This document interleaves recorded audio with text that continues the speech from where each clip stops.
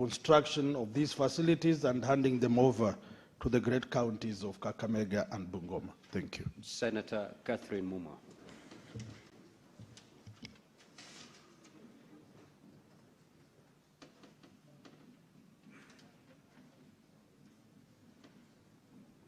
Yes, your microphone is on, Senator. Thank you, Honorable Speaker, for the opportunity, and welcome, CS. CS, my question is that we have had, in the past few years, a few scandals about sexual harassment of athletes by team managers and team coaches in some of the federations. What has the ministry done to ensure that young learners who travel abroad for athletics are not sexually harassed by those with whom they are entrusted to travel with? Senator Jackson Mandago. Thank you very much, Honorable Speaker. Honorable Speaker, I'd like to ask the Cabinet Secretary what plans do they have to also have talent academies in Uasin Gishu County, and how comes Uasin Gishu County, Nandi County, the home, the source, the city of champions? Honorable Speaker, I would only have one talent academy in Elgeyo Marakwet County and not the rest of the counties. We cannot continue flying the national flag while the government is not investing in sports locally and reaping where they have not sown. What is the Cabinet Secretary doing in the same? And finally, Honorable Speaker, is to say sexual harassment is not limited to men. There are also women who are harassing the young men in the camps. We should talk about all the genders involved in that matter, Honorable Speaker. What is the Cabinet Secretary doing to ensure that we have enough of both genders, technically trained staff, to ensure that the young sportsmen and women in this country can benefit without any harassment? Thank you. Senator Fatuma Dulo.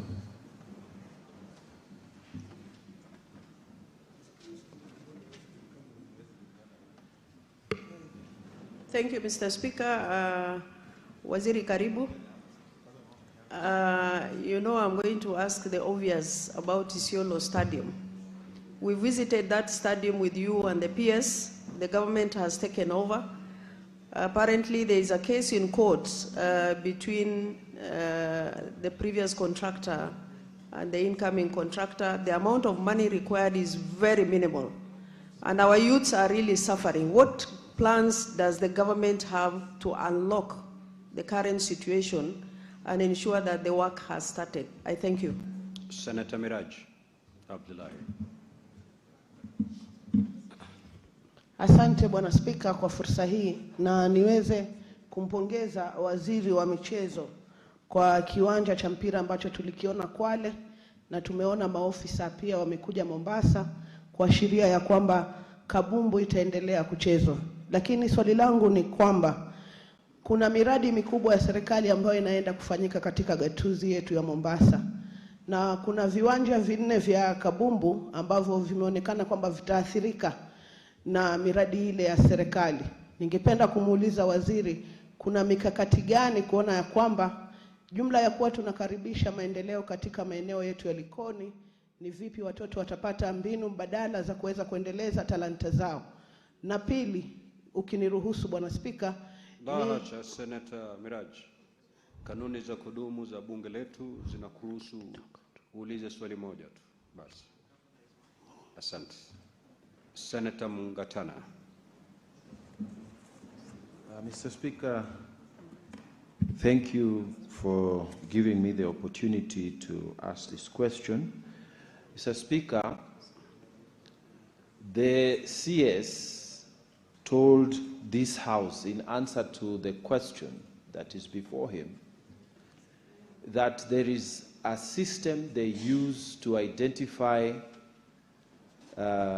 personnel for training and also athletes. And this system, he gave us a table county by county from the year 2023 to 2025. Mr. Speaker, if you look at that table that is in the answer, in the response to that question, you will find that in 2023, there were 3,133 personnel who are trained from the minister's answer. And breaking down in terms of county, Tana River trained did not get any opportunity. It was 0 out of 3,133. Mr. Speaker, in the year 2024, the total number of people who are trained from the minister's response was 2,480. Tana River only got 5, Mr. Speaker. The question that was raised by Mheshimiwa Siengo is a question that we need to ask again, and I'm asking on behalf of Tana River. How can it be, Waziri, that the system you say that is used to identify people for training identifies 3,133 in 2023, and there's 0 from Tana River? 5 only in 2024. What system is this that you are using that discriminates against other counties? As Mr. Speaker, if you look, you will see other counties also getting only 1. Is it that the personnel you are using are just biased, or is this system just flawed? Is there any system, in fact?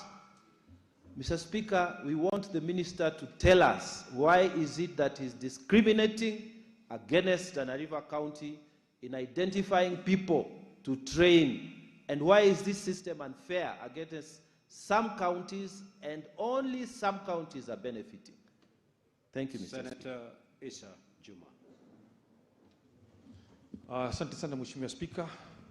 Ningependa kusema hivi katika Wizara ya Michezo kwamba ile stadium yetu ya Kwale County ambayo serikali na hii wizara imeweza kurekebisha ile stadium, kwamba ile stadium imekuwa sawa kabisa hivi sasa na imekuwa kimataifa. Kwa hivyo natoa shukrani kwa waziri na pia na wizara yake pia.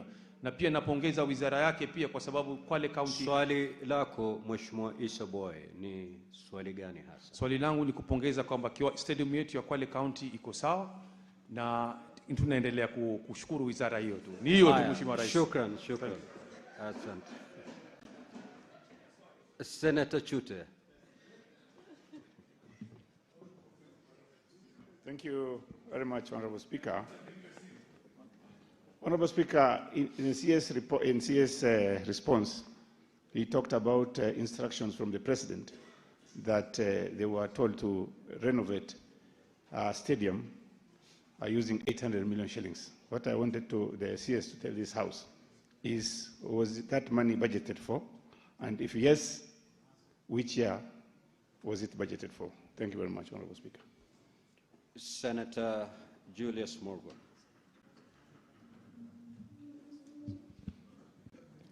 Thank you very much, Mr. Speaker. I would like to know from the Minister as to what plans are there for West Pokot, because we do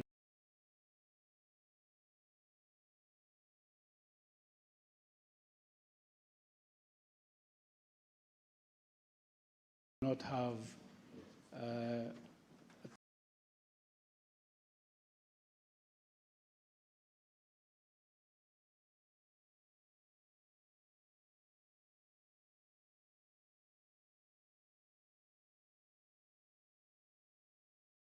Atlanta Center nor stadium that people are talking about. So what plans are there for young people or youth in West Pokot? Senator Mazayo. Asante Mstahiki Speaker. Nataka kumuuliza mjomba wangu pale. Senator Mazayo. Yes. Pole, nataka kuuliza waziri wa serikali. Waziri wa serikali. Nataka kumuuliza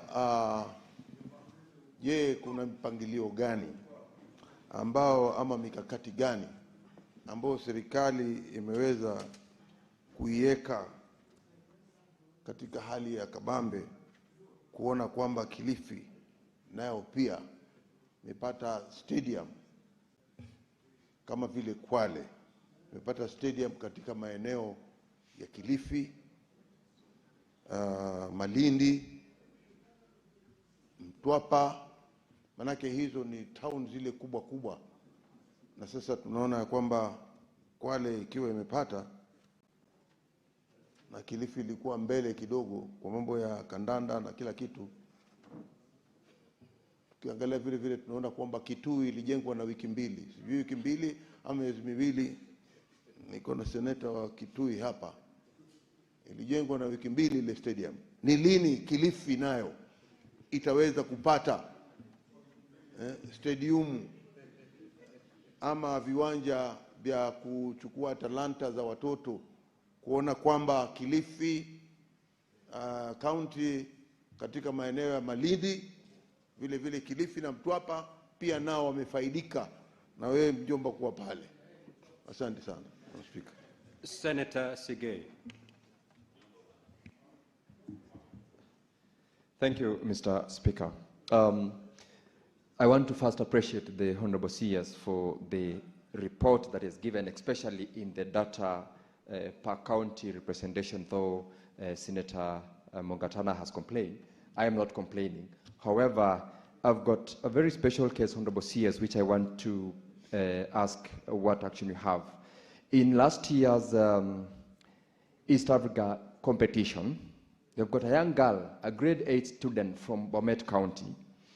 Her name is Sheila Chelangat from Sotik Sub-County.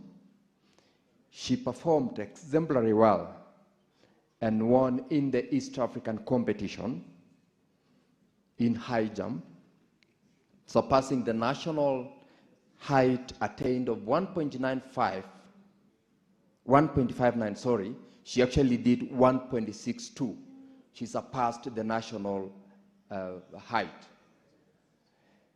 As at now, this girl hasn't been taken into any training institution. That is a matter of fact I'm aware of. And Honorable CS, what plans would you have for such exemplary, young, talented Kenyans to take such persons to the next level? I'm asking this because, Honorable CS, you are aware of Bomet County, we do not have any stadium. There are 2 presidential directives against 2 available stadiums, Bomet IAAF Stadium and Sotik. I'm happy I've seen the CEO of Sports Kenya, my good friend Kilimo, in the house. He definitely could be having an answer to that. What plans do you have for this girl as well as for the 2 stadiums, Bomet IAAF as well as Sotik Talanta, Sotik Sports Club? Thank you very much. Senator Eddie Okech.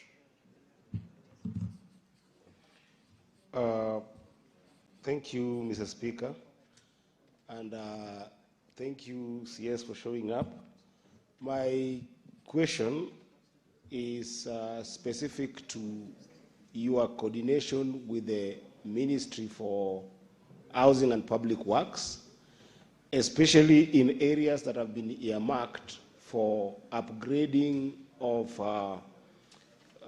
modern markets as well as ESP markets in areas that were previously being used in those townships for sporting facilities in those communities. Is there an agreement between you and the relevant ministry on relocation of playgrounds for kids in those places? A case in example is in Sori Market in Nyatike, where there has been an earmarked space for building a modern market, and in that specific place, there is also a field that that community uses. The place that have been earmarked for modern market building is where the community is using for sports in Sori. So is there an agreement specifically for Sori for being able to relocate that land and build a stadium for them somewhere else? Or is it that once the market is built, then the field is lost? And is that also dissimilar to other places where ESP market are built across the country? Thank you, Mr. Speaker. Senator Kenyan. Asante Bwana Spika kunipa fursa hii. Langu swali ni kwa waziri kumuuliza Nyahururu ambapo iko katika nyanda za juu ama maeneo yaliyo juu ambapo ni mahali pazuri sana kwa mazoezi, kwa sababu mazoezi ya hawa wanariadha wamekuwa wakija kufanyia mazoezi na mafunzo yao pale. Swali langu ni hili, ni mfumo upi ambao wanaotumia kujenga stadium ama uga hasa wale ambao wanariadha? Kwa sababu Nyahururu kwa miaka sasa na mikaka imekuwa ikitumiwa kama mahali ambapo kuna mazoezi. Kwa nini hamna uga wa michezo wa wanariadha pale Nyahururu? Asante Bwana Spika. Senator Enoch Wambua. I thank you, Mr. Speaker. Mr. Speaker, my question stems from the training of athletes and sports technical personnel by the Kenya Academy of Sports. According to the response by the Cabinet Secretary, Mr. Speaker, I see serious disparities in the identification and training of these personnel. And I'll just give an example, Mr. Speaker. In 2023, Kakamega got 330 slots. In 2024, that county got 220 slots. In 2025, they got 233 slots. Mr. Speaker, in the same years in Kitui, we got 38 slots in 2023. In 2024, 0. In 2025, 58. Mr. Speaker, can the CS tell us what has informed the decisions on which personnel from which county to be trained by the Kenya Academy of Sports, and why the huge disparities in the training opportunities? I thank you, Mr. Speaker. Senator Wamatinga. Thank you very much, Mr. Speaker, sir, for giving me an opportunity to ask a question to the Honorable CS. My question, Bona CS, we have federation football and we have local clubs that have organized themselves using their own dynamics to participate in regional leagues, some of them even over regional county leagues. There is a requirement that they have to pay a certain amount of money that leaves us, as the readers, to pay for them. Does your ministry intend to support these young clubs alongside the Hustler Fund, something like that, so that they do not burden the local readership or they do not fall out because they are required to pay 25,000? Thank you. Senator Chirange. Thank you, Mr. Speaker. I want to ask the following questions about the study, knowing that Nandi and North Rift is source of champions. I want the Minister, Governor Vuria, to clarify on the following study. What is the status, because it has slowed down, of Kamarin Stadium in Elgeyo Marakwet County, 64 Stadium in Uasin-Gishu County, Kipchoge Keino Stadium in Kapsabet, and the repair on Kibrugut Chuma Stadium in Kericho County, because all works are either slow or they have stalled. I thank you, Mr. Speaker, and I yield back. Honorable CS, you may now respond.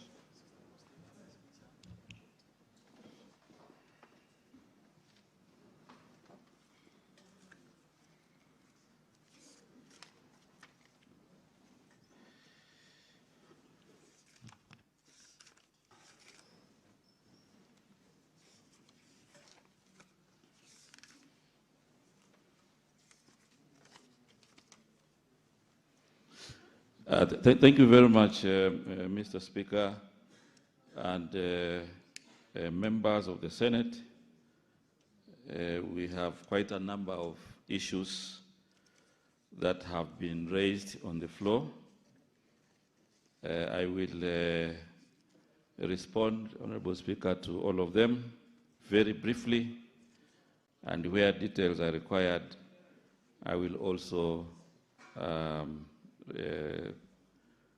identify. The first question on the system to identify talents and communication that has been raised by Honorable Siengo. First of all, Honorable Speaker and members, let me emphasize the fact that the Kenya Academy of Sports does not work in isolation. The Kenya Academy of Sports works in conjunction with other institutions. And in this matter of talent identification, the Kenya Academy of Sports works with schools and also school associations. So the list we have provided for the athletes, these are school-based that are identified through the school competitions, and the numbers will not be the same. However, we have done an affirmative action. After this identification, we also do camps. And for some of the counties that are low in the numbers, we are also doing an affirmative action from April, from this holiday, which is coming up. We have a process that will also be able to identify and train the talented athletes and also personnel who are identified through the school system from April. So some of the areas where we are very low, we are doing an affirmative action in April. We have actually identified this as one of the challenges that we need to bring on board all other counties, that are very low in talent uptake. And this might also be because of the history of talent development, where most of the counties previously did not have the requisite infrastructure. So we are addressing some of these issues through affirmative action. And from April this year, we'll be able to do other activities to make sure that we pick more from the counties that are rating very low. Question number 2 about Africa Cup of Nations. Honorable Speaker and members, I want to say that Kenya, Uganda, and Tanzania last year hosted a very successful Pamoja Chan, which brought a lot of excitement to our country. And next year, 2027, Kenya, Uganda, and Tanzania will still host the Africa Cup of Nations. And I also want to assure you and the country that as a ministry, we are also working very closely to ensure that we meet our financial and infrastructural compliance obligations.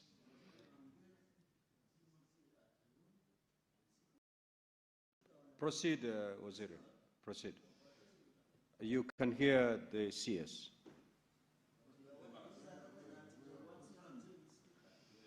Proceed, Honorable Waziri. Thank you very much, Mr. Speaker. So on matters of Africa Cup of Nations, just to be very clear, is that the facilities that will be used for this tournament are Atlanta International Stadium, which is Raila Odinga International Stadium, which is on course, it's almost complete, and also Kasarani. Nyayo will be a training ground, as well as Ulinzi, Police Sacco, and the training grounds around Kasarani. So I want to assure you that in terms of infrastructure, we will make sure that we meet the compliance obligations. We have already invited CAF. We invited CAF. They were here in February to make an assessment, and all the issues that they have identified we will be able to address. On the matters of hosting fee, Kenya is supposed to pay 3.9 billion. We are already working with the National Treasury and the requisite committee in Parliament to make sure that we comply with the financial obligations. So I want to assure Kenyans and this House that the government is working round the clock to make sure that we meet our obligations. On the matters of Wote Stadium, I know I was here, Mr. Speaker, and I assured members that in Wote we will be able to do a completely greenfield new stadium, 15,000. The update now is that the governor and the county government have identified a new site which has now been assessed by Sports Kenya, and now we are working on the other technical aspects before we make the advertisement. The original site of 5,000 is ongoing. We have paid the certificate so that the contractor can complete the usability of this original stadium. Number 4, the question from the Honorable Senator from Embu. Honorable Speaker, I want to update this House that in Embu there exists already a stadium. However, we have gone ahead to do the changing rooms, which we have now completed. And I know also we have a request for Njukiri, which we are also working on. Question number 5 on matters of financing the Olympics. I want to assure this House that last year we were able to support the Olympics to travel to Tokyo, and we are happy that they won, they got medals, and right now what is pending is to transfer 56 million to those who were able to win. On matters Tonglomudo, Tonglomudo had not been allowed to participate in any competition previously since 2022, but we successfully negotiated with the International Federation, and last year, December, we were able to finance the Federation to carry out the martial arts competition, which was done in Mombasa, and it was fully financed by the ministry. I'm aware that there are also issues that this federation has raised, which we are dealing with the leadership. However, I want to assure this House that for all federations representing the different sports disciplines, they normally present their budgets, which then we review together, and we agree what is funded. Not all sites are converted into sports interest.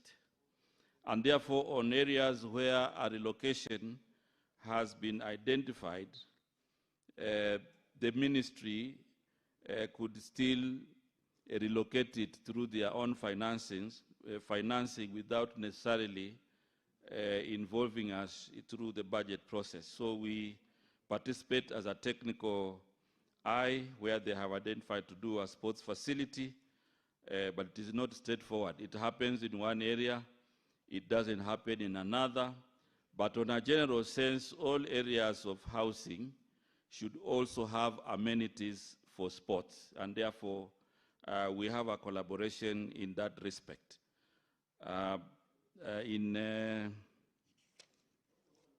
There's an issue in Nyahururu.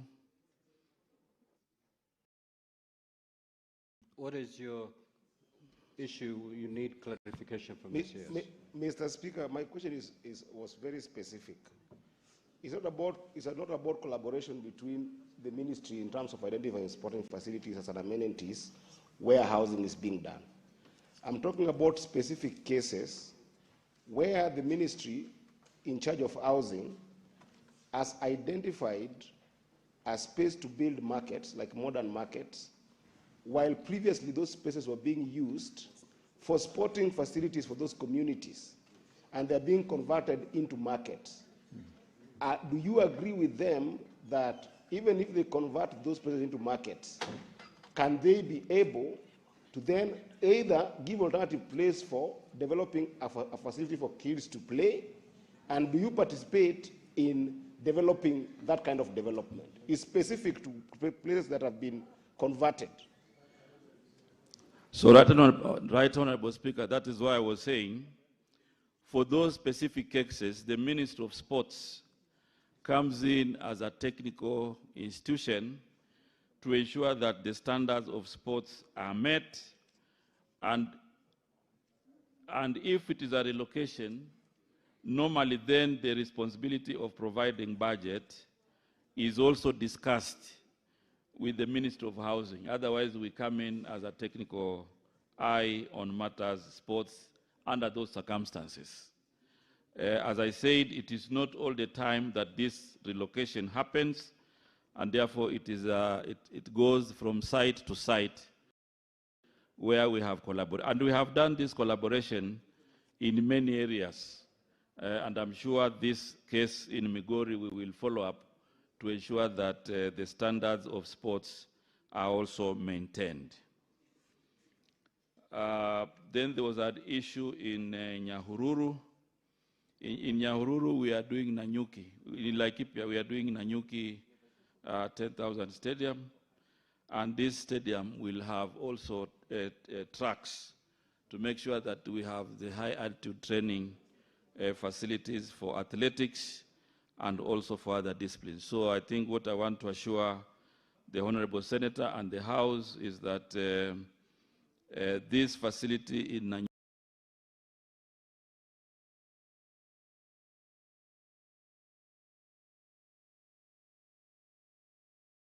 will also have those areas for training. So the tartan track will be there for high altitude training.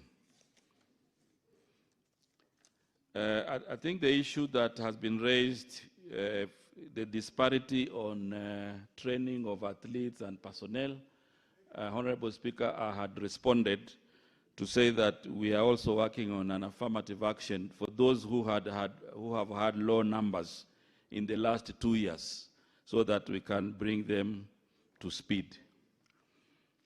The other question on clubs paying fees. These fees, I want to clarify, they are not paid to the government. This is a relationship between the federations and the clubs. For them to be recognized by the Football Federation, they have to be registered and they have to pay a small fee, which is at that level. It is not at the ministry level. However, as a matter of policy, we have advised all federations to make sure that they reduce on their costs through working with the private sector. The other question by the senator from Nandi, I just want to confirm that the contractor in Cameroon has gone back. There was an issue of the drawing initially, which was concluded, and he's now gone back. In Kericho, we are also doing a facility, and also in Nandi County. We have quite a number of facilities that are also being done with our colleagues in the Ministry of Defense. So, you have a point of order, Senator Mazayo? Yes. Just a minute, Waziri. He has a point of order. What's your point of order? Speaker, kidogo nilikuwa nataka waziri aweze kufafanua zaidi wamesema kwamba ameweza kutambua kiwanja mahali fulani ambacho kinaweza kujengewa stadium katika Kilifi County. Nataka afafanue zaidi ni kiwanja hicho kiko mahali gani? Manake tunajua kwamba Kilifi iko na sehemu zile ambazo ziko na watu ndio wanaojaza stadium. Ukienda kuangalia, tunataka kujua either hicho kiwanja kiko Mariakani, kiko Kilifi, kiko Mtwapa, kiko Malindi, ama kiko mahali gani ndani ya katika hizi towns ambazo ziko ndani ya Kilifi County.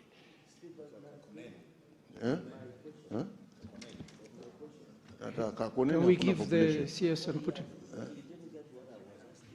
He didn't get your question. Na mimi ndio bado nimesimama, Bwana Speaker. Sijui kwa nini unaongea na Bwana Speaker, macho yako makengeza, sijui. Nilidhani kiongozi, nilidhani ulikuwa ushamaliza. Nilikuwa sijamaliza. Nilikuwa nataka kujua kutoka kwa waziri. Nataka kujua kutoka kwa waziri. Amesema wameidentify ama wametambua kiwanja ambacho kiko mahali fulani. Hakufafanua kiko wapi. Na sisi tunajua katika stadiums normally huwa ni katika masehemu ambayo yako na wananchi, ndio inaweza. Swali yako ishaeleweka. Yes. Kama waziri anaweza kupatia nafasi, kama waziri anaweza kunijibu, ndio majibu hilo swali. Na waziri pia iko swali ya Senator wa Cherargei. Senator Cherargei anasema haijajibiwa. Mr. Speaker, you know the CS should be honest before the House.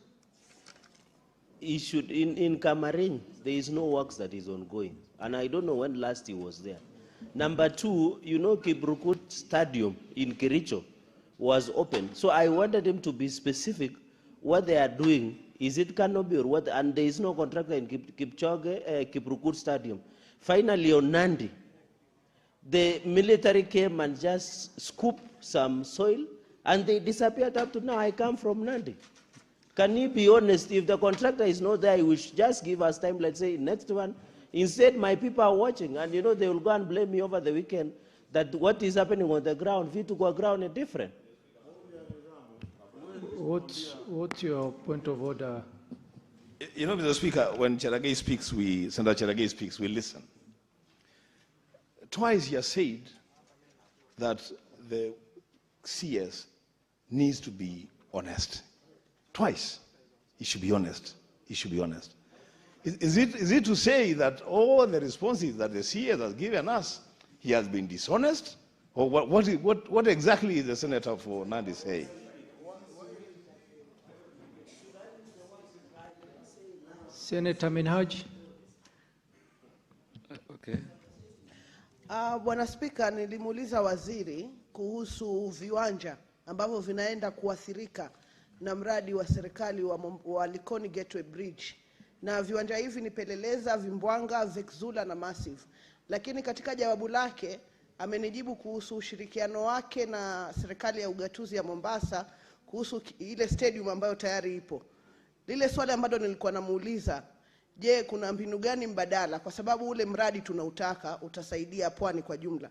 Lakini je, hivi viwanja ambavyo vinaathirika, kuna mikakati gani ya kuona kwamba hatutapoteza zile talent ambazo zilikuwa zinatumia viwanja vile vya kabumbu? Shukran. Thank you. Senator Cherargei, I do agree with Senator Wambua that it is out of order for you to assume that the CS is answering questions dishonestly. And I would accept your question, but I would want you to withdraw the fact that the CS is being not honest, so that he can respond to your. So please withdraw and apologize. Mr. Speaker, you know, if I had used the word lying, it would have been. I said it's not being honest. Mr. Speaker, can you protect me from the minority leader? You are protecting heckling. minority leader. Why is he heckling? Senator Cherargei. Yes.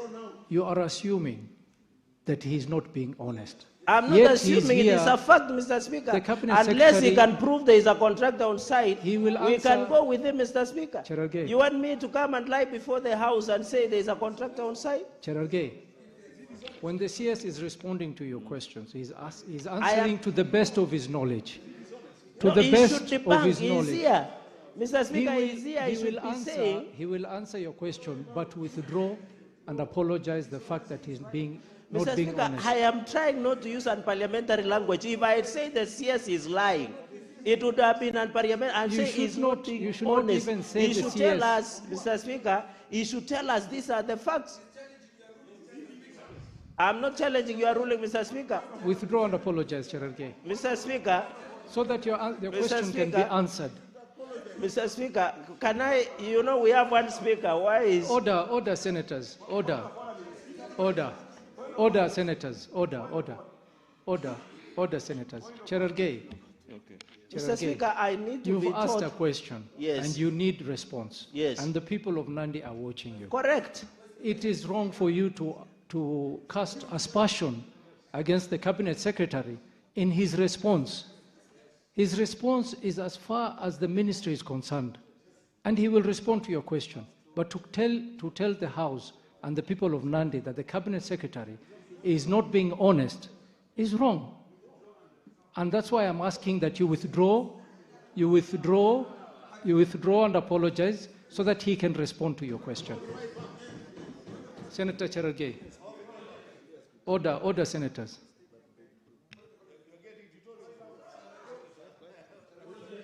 Mr. Speaker, I did not use unparliamentary language. If I had said the CS is lying, it was different. He's misleading the House. That is my statement, Mr. Speaker, and it is a fact. Can the CS now tell us his facts? Because I know for sure what he's saying is not what is on the ground. Before the CS responds, yes, I want you to withdraw. Which part, Mr. Speaker, to withdraw my question? He's not being honest. Withdraw that he's not being honest. Can I replace the word is misleading the House? Is that better? Withdraw and replace. I withdraw and replace that is misleading the House. Very well. What is your point of order, Senator?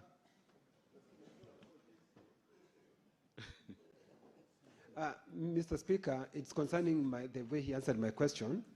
I had asked about Nyahururu Stadium. I am aware about Nanyuki Stadium. He's directing me to a different area, and I'm aware. So he's not being... So, Mr. Speaker, all what I wanted is for him to answer the question of Nyahururu Stadium, not to direct me to Nanyuki Stadium. That I'm aware, because I visit that often, that one will be done. So I just wanted him to answer the issue of Nyahururu Stadium. Thank you, Cabinet Secretary. And Cabinet Secretary, please try to respond to the questions asked by the senators. Thank you very much. I think, Honorable Speaker, I also take the opportunity to give more information to senators, even when they have left it in the question.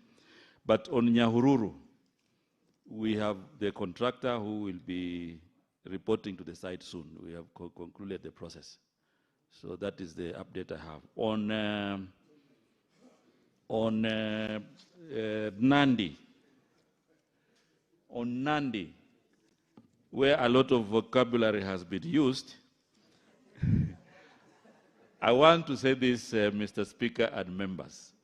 On the 7th of March, 2026, CBRC were handed over the site in Nandi. They have begun work to relocate power lines and to put the site into good in terms of construction. So that is what is happening. If you have a photo, I also have photos, and I have people who have been on the ground. So that is on the 7th of March, 2026.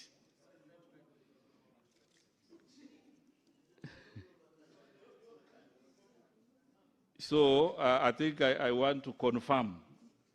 I want to confirm, my Honorable Speaker, that on the 7th of March, and I know they have been relocating power lines in preparation for the real work of doing the stadium.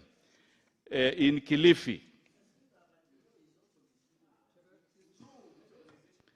Cherargei, Cherargei, let us hear the response. Cherargei, Senator Cherargei, let's hear the response in CRBC silence. on the 7th of March. No, I have mentioned the contractor. It is, it is part of the details. Order, senators. You cannot engage the CS while he's responding. Can we allow the CS to respond in silence? Order, Senator Cherargei. Let us hear the CS. Kwa mheshimiwa wa Kilifi, kama vile nilikuwa nimezungumza hapo awali, tulikuwa tumekubaliana uwanja wa michezo ujengwe kwa mji wa Kilifi. Na wakati tulitembelea hiyo sehemu na maafisa wa kiutaalamu, ilionekana hiyo kiwanja ni ndogo kwa sababu sehemu nyingine ilinyakuliwa na ikajengwa. Kwa hivyo serikali ya kaunti ya Kilifi tukakubaliana na wao watafute sehemu nyingine ambayo wameipata kama kilomita 10 away from Kilifi, sehemu inaitwa Tezo. Sehemu inaitwa Tezo ambayo ni katikati ya Kilifi na Malindi. Kwa hivyo hapo ndio tutapeleka contractor ili aweze kujenga kiwanja ya kisasa katika kaunti ya Kilifi. Na hiyo ni tumesuluhisha mambo mengi, na wakati wowote tutaweza kutuma kandarasi afanye hiyo kazi. Pia kulikuwa na swala la Kericho. Kericho Stadium, which after assessment, remember this was done during the celebrations. So this Kericho Green Stadium does not meet the standards for sports. And therefore, what has happened, Mr. Speaker, we have an alternative ground, an alternative stadium, which is being constructed at Kapkatet, and this is ongoing. And these are facts, just also to make sure that I be emphatic. These are facts. Kapkatet Stadium is what has been identified, and it is ongoing.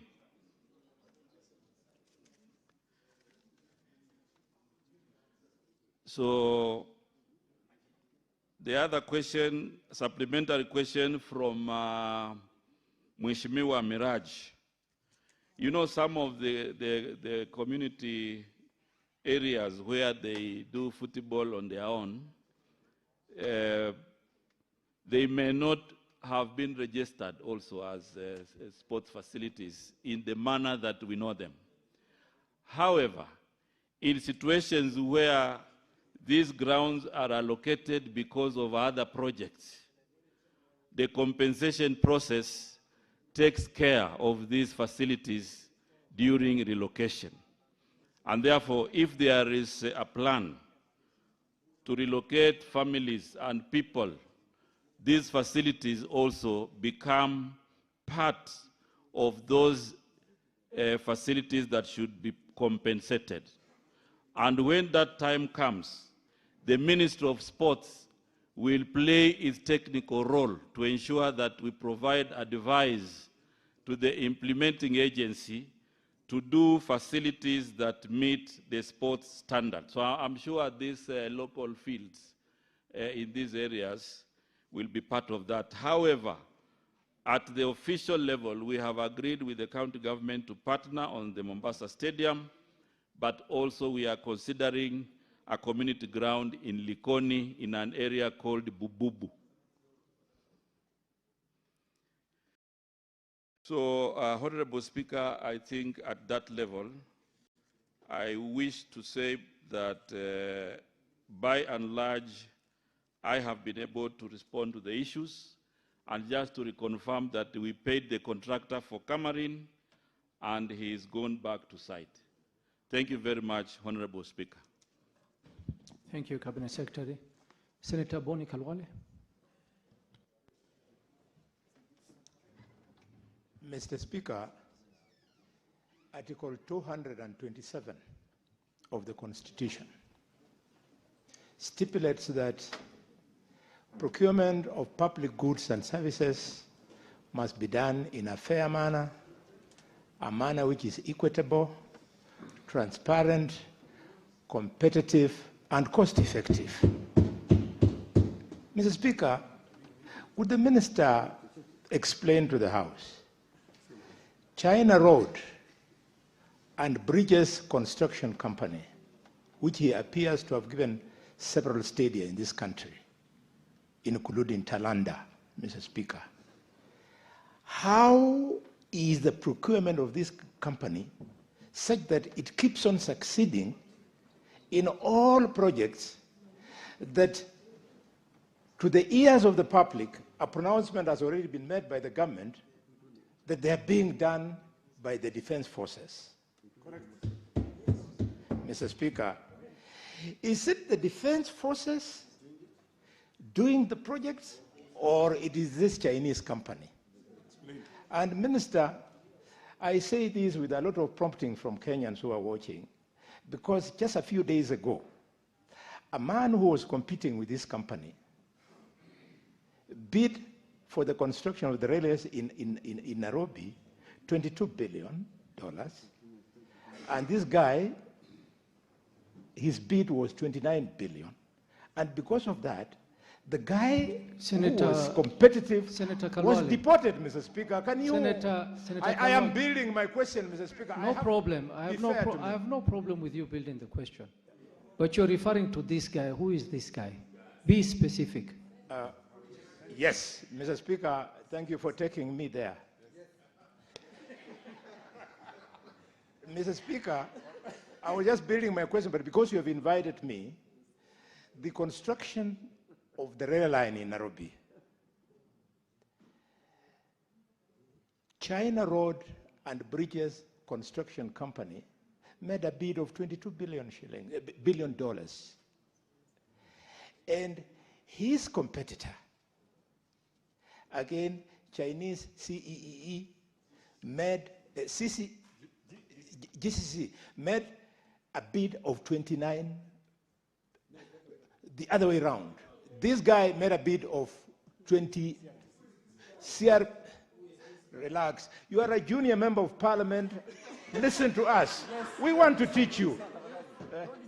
You are not a minister. Shame on you, Tabitha. We are talking about public funds, not funds of your family. Senator Kalwale. Mr. Speaker. Senator Kalwale. Order, senators. Order, senators. Senator Kalwale. Order, senators. Order. Senator Kalwale, I'm a little bit disappointed that you are calling Tabitha a first-time member, yet you're on the floor of the House and you're engaging her instead of engaging the chair. You seem to have forgotten that procedure. Thank you, Mr. Speaker. What is your point of order, Senator Tabitha? Thank you, Mr. Speaker. Senior, as I call him, Senator Boni Halwale, just called me shameless on the floor of this House. As a senior member, I expect him to show a lot of respect. And there's always a beginning, there's always a starting point. You know? So, Mr. Speaker, I would like him to withdraw and apologize. What's your point of order, Cherargei? Mr. Speaker, I raise under Standing Order 101 on contents of speech that I demand Senator Boni Kalwale, who is a Gaina by Medic. Mr. Speaker, it says, under Standing Order 1016, a senator shall refer to another senator by the title senator, and he referred as a junior senator and called Senator Mutinda shameless. Mr. Speaker, he called shame on you. Can the distinguished senator of Kakamega, Senator Boni Kalwale, doctor, withdraw and apologize to Senator Mutinda and other first-time members of the Senate? Because, Mr. Speaker, we'll send him to Italanyi You know, there is somebody called Italanyi in Kakamega. If he plays around, we'll send him the bullfighting, Mr. Speaker. Senator Boni Kalwale. Thank you, Mr. Speaker. Senator Mr. Boni Speaker, Kalwale, if yes. you did indeed call Senator Tabitha names, it is only proper as a senior member of this House to apologize and withdraw, and then proceed with your question. Thank you, Mr. Speaker. Mr. Speaker, I want to do so, but in a procedural manner. The member who is raising the point of order has told all Kenyans who care to listen that he went to Kapsabet High School. The English of Khalwale is a Gaina by Medic. Does not sound like the English of somebody who went through a credible school like Kapsabet High School. Having said that, Mr. Speaker, I want to withdraw the remarks about the distinguished Senator Tabitha Morin Mutinda. Cherargei, what is your point of order? Mr. Speaker, this is 101, Mr. Speaker. I am not in discussion. If he wants to discuss me, he can bring a substantive motion. And I will hold him by the balls, Mr. Speaker. This is somebody, Mr. Speaker, this is a disgraced chief whip. We removed him. If he was a very efficient, why did we whip him, Mr. Speaker? Can he withdraw and apologize, Mr. Speaker, to me? He cannot go on record, Mr. Speaker. He must apologize. He must apologize, Mr. Speaker, for discussing the school in disrepute, Mr. Speaker. He must apologize, Mr. Speaker. Mr. Speaker, you cannot allow Senator Boni Khalwale to go on record, Mr. Speaker, to discuss me. The standing orders provide for why is he discussing me. The issue was he should withdraw what he referred to Senator Mutinda. It was not about me. So can he withdraw, or if he wants to discuss me, you can bring a substantive motion, Mr. Speaker. I don't care. And I will deal with him, Mr. Speaker. If he's smoking bang, he should stop smoking bang, Mr. Speaker. Order, Senator Cherargei. You are out of order. You are out of order. Senator Cherargei, before we even go to that matter, you are grossly out of order. Senator Cherargei, I want you to apologize and withdraw this last statement you made on Boni Kalwale, on Senator Boni Kalwale. Mr. Speaker, the point has been made. I withdraw. And but apologize. He knows what he consumes. That is why he gets confused Withdraw and insults everybody. Withdraw and apologize. I withdraw and apologize, but he consumes that substance. Well. Senator Cherargei, that is not proper, But Senator Cherargei. he must also withdraw, Mr. Speaker. Senator Cherargei, we were going to ask him to I apologize, withdraw but and you have apologize completely... to my good neighbor, Senator Boni Khalwale, for what he uses. Senator Boni Kalwale. Thank you, Mr. Speaker. I was making a very important point. And the point, Mr. Speaker, is... Senator yes. Boni Kalwale. Yes. Did you in any way or form, be very careful, yes, so that you don't fall into the trap again? Exactly. Proceed. Would possibly have churned out what the country is witnessing, but that is not the issue. The issue, Mr. Speaker, is that... Mr. Speaker, the issue is that... Senator Boni Kalwale. Order, Senator. Sit down. Sit down. Senator Boni Kalwale. Senator Boni Kalwale, just withdraw and apologize and proceed with your question. Yes, Mr. Speaker, sir, I have withdrawn and apologized. Mr. Speaker, any attempts to try and silence this very important point is not fair to the public. China Roads and Bridges Construction Company made a bid, I said, of 29 billion shillings. And the same project, China Communication Constructions Company made a bid of $22 billion. So the guy of $22 billion was not only denied that contract, but he has been deported out of the country, Mr. Speaker. And people with financial understanding are telling us that it might cost Kenya up to 7 billion shillings for denying this guy a fair opportunity to get this job. So, Mr. Speaker, I was using that to build the question to the minister that is Article 227, from which the Public Procurement and Disposal of Assets Act 2015 is drawn, is it applicable in this story of stadia in this country? And if it is, how come that CRBC keeps on getting these jobs, and then we are told it is the defense forces which are constructing, and when you go on site, you see Chinese people on the site. Are Chinese members of the military? Senator Bonkalwale, just to better understand your question, the reference you made for the amounts bidded for a project, we need you to be a little bit more specific. Which project are you referring to?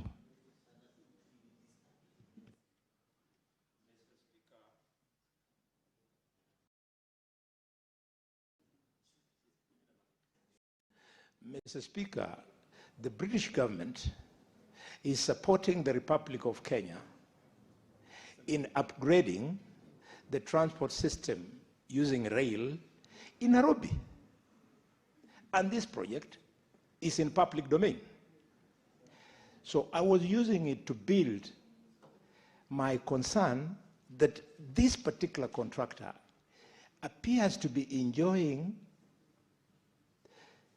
some privileges within the decision-making system of the Republic at the expense of Article 227, which provides that procurement of public goods and services, Mr. Speaker, must be fair, must be competitive, must be equitable, and must be done at a cost-effective fee.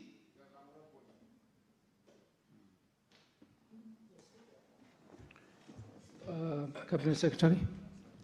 Thank you very much, Mr. Speaker and honorable members. And it is always a pleasure, to be in this house and to witness the debate. Coming back to the issues. First of all, I want to say that the facts that have been provided by the honorable senator about procurement and the issues raised are not related to what we do in the ministry. As much as they have been used to build a case, they are not related to what we do in the Ministry of Sports, Creative Economy, and Sport. And we can demonstrate, Honorable Speaker, that we have different contractors across Kenya who do the different facilities, and we can demonstrate that. And in as much as the debate has gone in that direction, I want to confirm that the Minister of Sports adheres to the procurement law. And therefore, we have no reason to send panic to Kenyans. The contractor who is in Murang'a is a different contractor. The contractor in Kitui is different. The contractor in Bukhungu is different. The contractor in Kapkatet is different. The contractor in Kipchoge Keino is different from the contractor in Masinde Muliro. And Marsabit, and in that there was procurement of 22 billion and 29 billion. They are not facts that we can use to build a case for the Ministry of Sports. So I just wanted to make that clarity. and to thank members of the Senate for this opportunity, and given another chance, we will continue to engage on matters of sports, on matters of youth affairs, and other matters that concern the ministry. Otherwise, I want to thank you most sincerely and to assure you that the reforms that His Excellency the President, Dr. William Samoei Ruto, is doing to promote talent development across Kenya. These efforts have been unprecedented because you remember, honorable members, that for 40 years, Kenya could not even host a continental tournament. It is only during the leadership of His Excellency Dr. William Samoei Ruto that now we are back.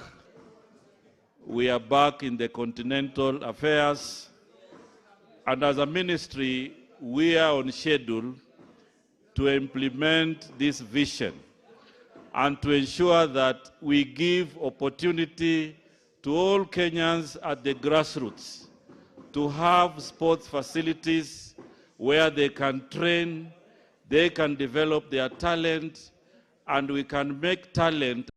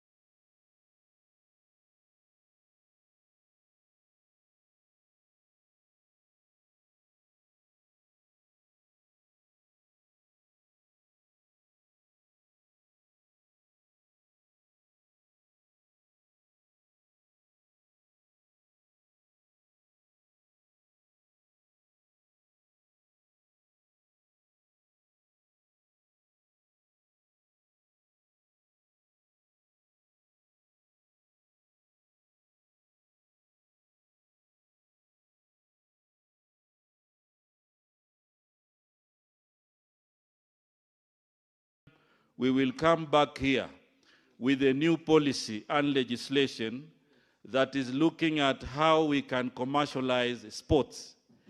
And again, in that policy and legislation, we are also making proposals on how we can manage the sports infrastructure across Kenya so that they can be sustainable, so that they can support generations to come, and the public can have value for money.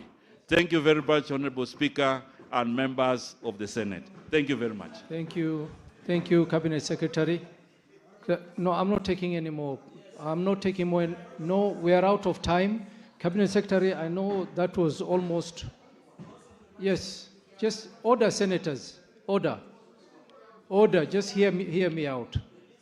Cabinet Secretary, I know that was almost your closing statement, but we still have two more questions from two senators, and I will allow the two senators, Senator Seki, and then followed by Senator Joe Newton. The last two questions. Thank you, Honorable Speaker. I think I was almost to be cut off, but I really appreciate. Honorable Speaker, I want to ask a question to the Cabinet Secretary and really want to appreciate him for answering. Honorable Speaker, could the Cabinet Secretary tell us or tell this House what are the plans for the ministry in regards to stadiums, any sports arrangements or even projects in Kajiado? But I want also him to respond on how is he giving individuals, and that is one of the best, important questions that you want to answer, one of the individuals is doing some stadiums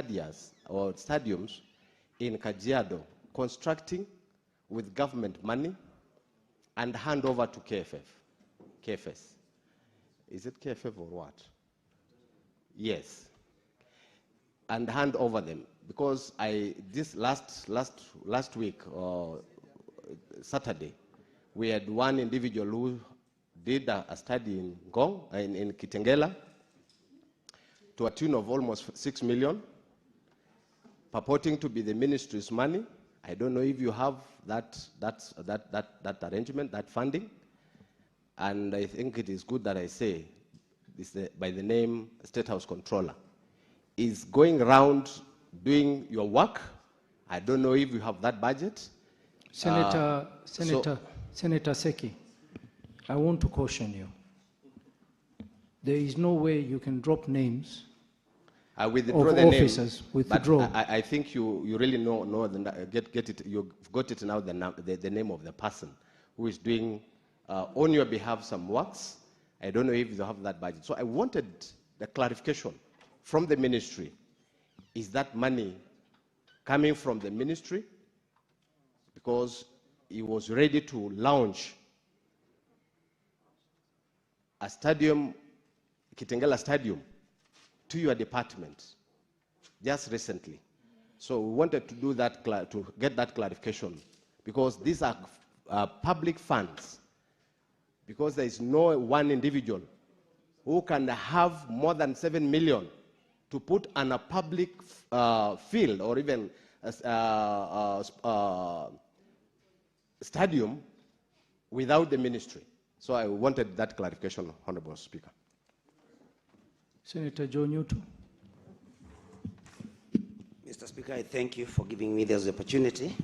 I just wanted to ask the CS whether he is aware that a stadium in Murang'a by the name Gakoigo Stadium has already been approved for upgrading by the ministry, but then it has now been moved from Gakoigo sports grounds to another area, Mr. Speaker. So I needed to know whether he is aware and what the reasons are for moving Gakoigo Stadium to another place.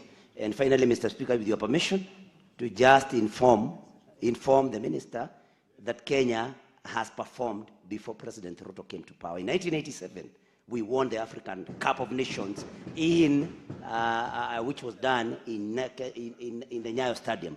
So, Mr. Speaker, it's important that the CS may have that information. Thank you, Mr. Speaker. Cabinet Secretary. Thank you very much, honorable members and honorable Speaker. First of all, I want to say that in Kajiado, we have not allocated 7 million for any facility. And as I said earlier, we encourage the private sector to participate also in, mobilizing resources for sports activities. However, we don't have any 7 million budget that has been allocated to an individual. And where this has been done, then maybe at a later stage, we will look at the standards. However, we don't have that. What we have in Kajiado is a plan in Kajiado West and Kajiado South and North. We are actually assessing, and it is part of the list that we have submitted to Sports Kenya board so that they can approve, and then we can move ahead to do a proper facility in that county. Individuals are encouraged also to make a contribution. However, the ministry will reserve the right to make sure that there is compliance with sports standards. In Murang'a, Honorable Speaker, we are doing Mumbi Stadium, a 10,000-seater, and we are also identified Gakoigo. In Gakoigo, the earlier site which had been identified could not fit, and there were also issues with community, And therefore, we have moved and identified summer ground, which is now being considered as the next site for this project. And therefore, I want to assure the Honorable Senator that we are on schedule to make sure that the Kenyans living in that area can also have a facility to inspire their talents. However, Gakoigo could not fit, and it is not just Gakoigo. There are many, many areas where leaders, community have identified for construction of a stadium, but when we go and look at it technically, some of them have not been able to fit. And you remember, Honorable Speaker, I had mentioned the stadium in Kericho also had a similar problem. And we had to relocate it to Kapkatet. So this action, this decision in Gakoigo is not as isolated. It is part of what we do to make sure that we maintain the standards of sports activities in Kenya. And therefore, Honorable Senator, I want to assure you and the members here that we are on schedule to make sure that that community still benefits from the sports infrastructure. However, the earlier site has issues, and therefore we will be moving to another site within the same locality. Honorable Speaker, I think I have adequately responded to the two issues that have been raised lately, but I also want to say that we are ready as a ministry to work very closely with the Senate, and especially the committee relating to youth and sports, the one on infrastructure, and any other, to make sure that we are very transparent, but also to say that sports now should receive the attention it deserves. I think this is one of the sectors that had not been focused before. And my comment on the 40 years also resonates with what the Senator has said, because the last time Kenya hosted a tournament was in 1987. That's the time we hosted a continental showbiz. And since then, we have not had that opportunity until last year. The same rhythm in the 80s, that's the time we also had a big infrastructure on sports in Kasarani. And in between, we have not had, until now, we have the Raila Odinga Talanta Stadium here in Nairobi. So I think as a ministry and government, we will continue to make sure that we implement the vision to allow and to create an enabling environment for our young people, men and women, to inspire their talents and truly make sports and talents a source of livelihood. Thank you very much, Honorable Speaker and members, and I wish you all the best in the rest of the debates.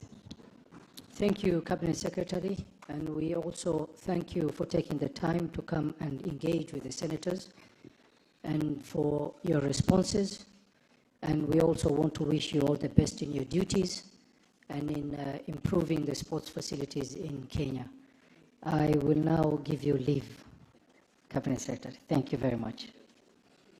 Honorable Senators, we shall proceed with the business of the day.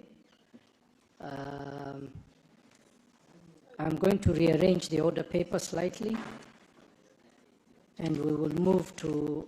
In Kuala Lumpur, Malaysia. Senator Enoch Wambua.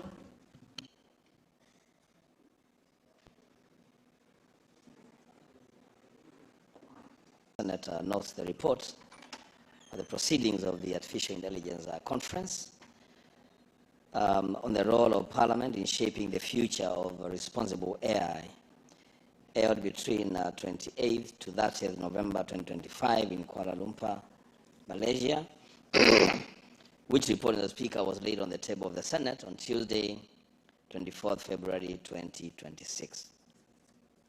Mr. Speaker, I want to thank the Parliament, the Senate of the Republic of Kenya, for sponsoring me to attend this very important conference that took place as indicated in Malaysia, Kuala Lumpur. And the Speaker, as I move this motion based on the report that we tabled last month, the Speaker, I want to draw two distinctions for the benefit of all of us. The Speaker, in most cases, when we talk about artificial intelligence, there is always confusion between artificial intelligence and just the general social media platforms. The Speaker, let it go on record that artificial intelligence is a field which combines computer science and robust data sets to enable problem solving. That whereas the Speaker, AI analyzes data, automates tasks, and generates content, social media is a platform for human connection, communications, and content sharing. It is at that point, the Speaker, that I want to make reference to what has just happened a few minutes on the floor of this House. The Speaker, through a robust engagement with social media platforms, the internet, the Speaker, it is very easy for members of this House to draw a line between when they are being told the truth and when they are being misled. As the Speaker, at times it may not look very good on us when on AI, which borders on the user, on directive use of the internet, the CS who has just walked out, these gadgets that the PSC provided to members just the other day, let us make use of these gadgets, Mr. Speaker.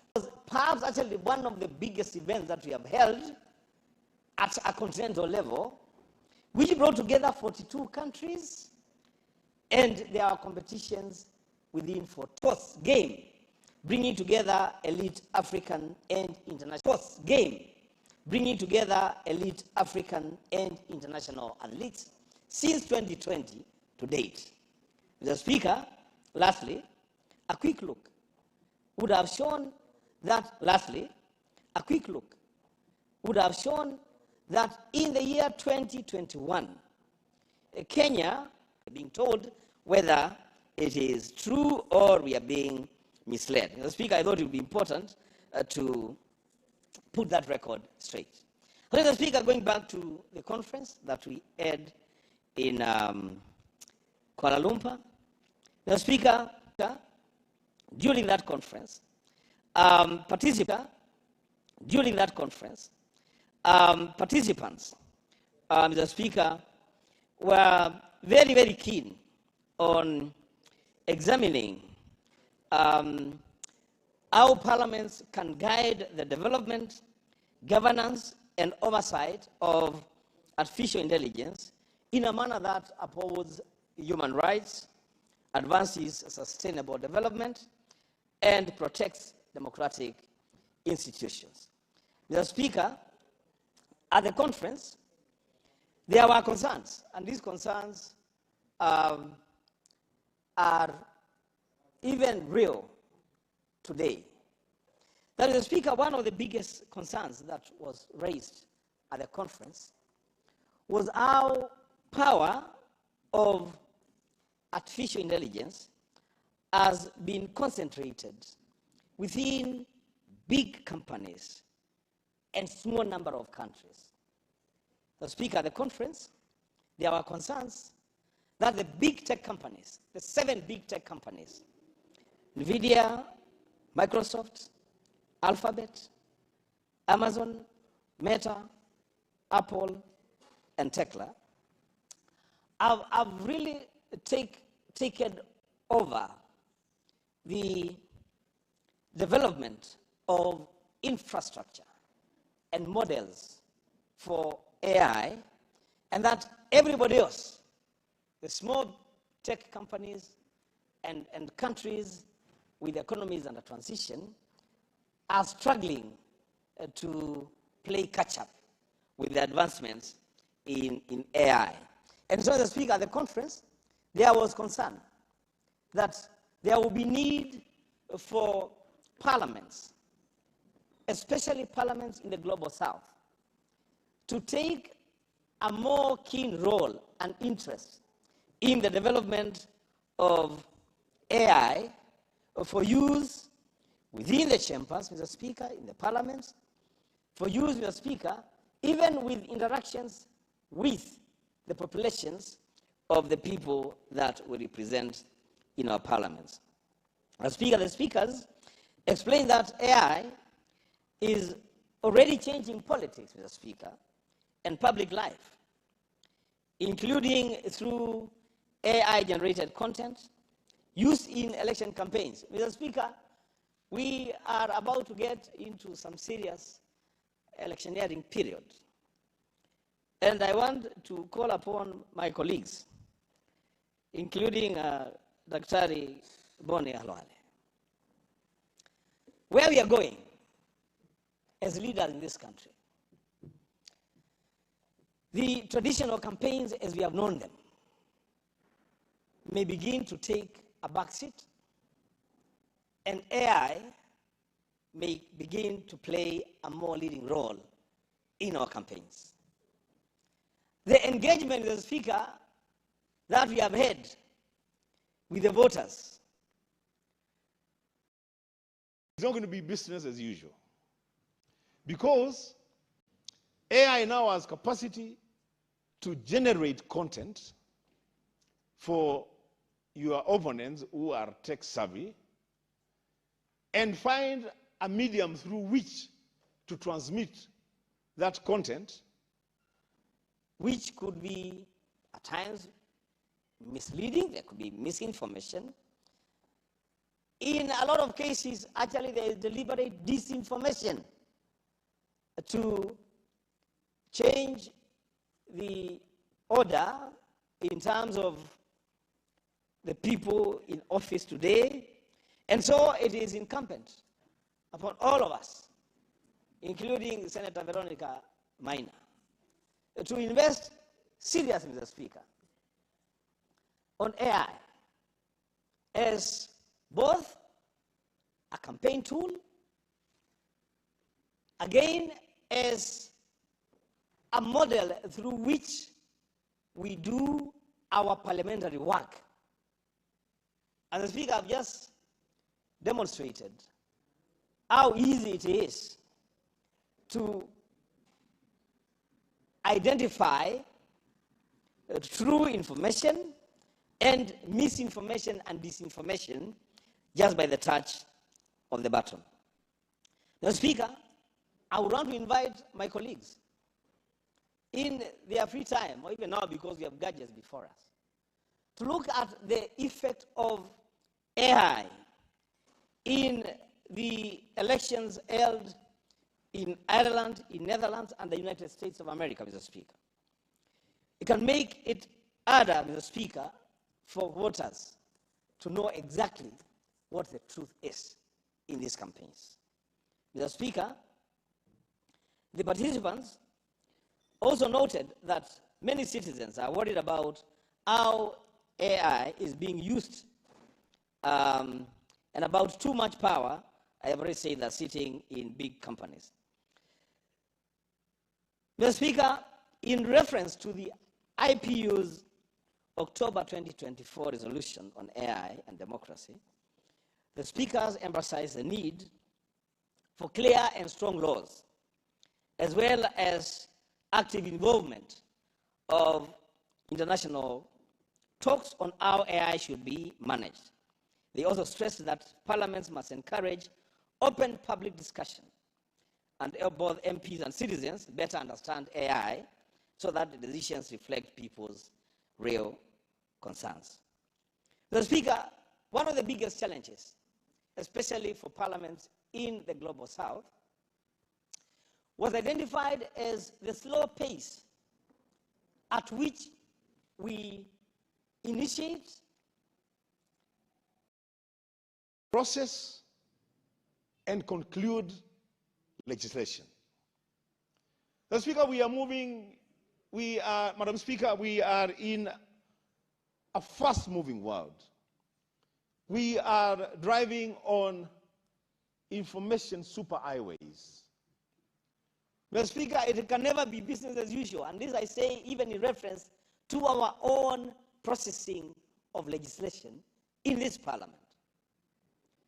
Mr. Speaker, the rate at which AI is churning out solutions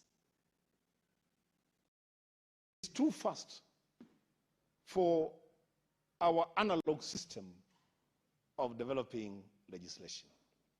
We were told here by the majority leader the other day, it takes an average of around 3 years, at best maybe 2 years, unless it is a government-sponsored law, to initiate, process, and conclude a single law.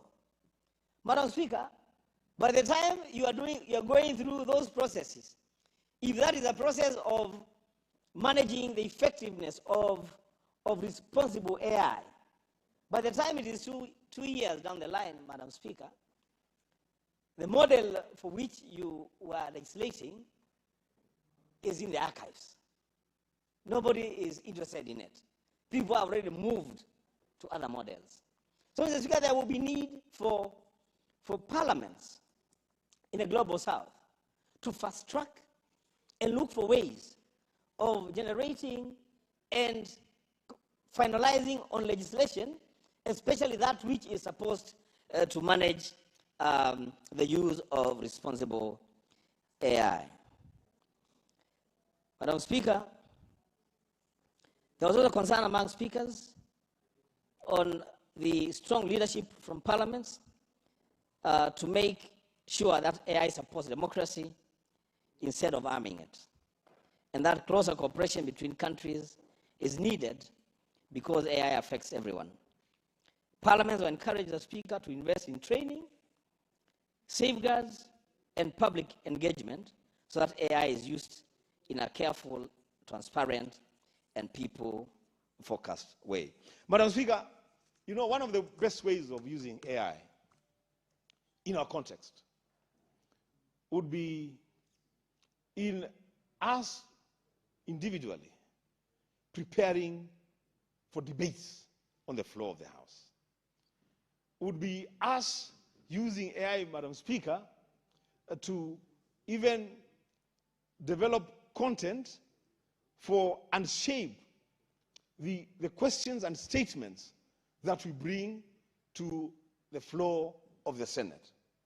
Madam Speaker, as I said, it can never be business as usual in the way we transact business on the floor of the House in this era of AI. Madam Speaker, very quickly, in the year 2024, there were more than 60 countries that held national elections. It was the same year, Madam Speaker, that AI was gaining momentum, even in the global south. The Speaker, truth be told, AI has permeated the election ecosystem today in a way that it has never happened before. And so it is incumbent upon us, Madam Speaker, to prepare and reflect on our best to respond to these developments. Mr. Speaker, as I move towards the concluding, Mr. Speaker, I want my colleagues to also realize that AI is very instrumental, very useful, in quotes, both for good and bad actors, because it aids both to achieve their goals. The Speaker, Madam Speaker, for us, it will be important to use AI in live translations, voter outreach, and the general management, Madam Speaker, of our politics. Madam Speaker, as I conclude, during the conference, starting with Madam Speaker, this House must also know that they did not just send a senator to go and sit and watch. Madam Speaker, I went there and I participated in the conference, and very, very robustly, Madam Speaker. And during the conference, members of the Kenyan delegation were actively involved in the deliberations that greatly enriched the resolutions. In his contribution, or in my contribution, Madam Speaker, I highlighted the practical opportunities that artificial intelligence presents for parliamentary work, noting that MPs could benefit from AI-assisted summarization of committee reports and smart search tools across the answered and committee records to quickly retrieve relevant information for debate and oversight. And that's just what I demonstrated, Madam Speaker, a few minutes ago, when the CS gave misleading information about the number. Madam Speaker, can I ask for just 1 minute to 2 minutes to conclude? You have 1 minute to conclude that. So when the CS gave misleading information about the number of sports activities that have happened for the last 40 years, just by a click of a button, Madam Speaker, I was able to identify that this is misinformation. And that's what AI is supposed to help us here on the floor of the House.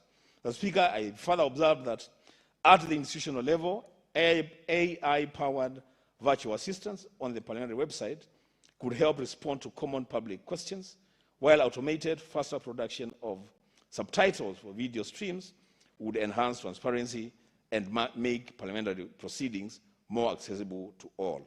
Madam Speaker, so that we don't build silos, and I'm not campaigning for myself, Madam Speaker, it will be important for me, for purposes of continuity, to attend the next AI conference.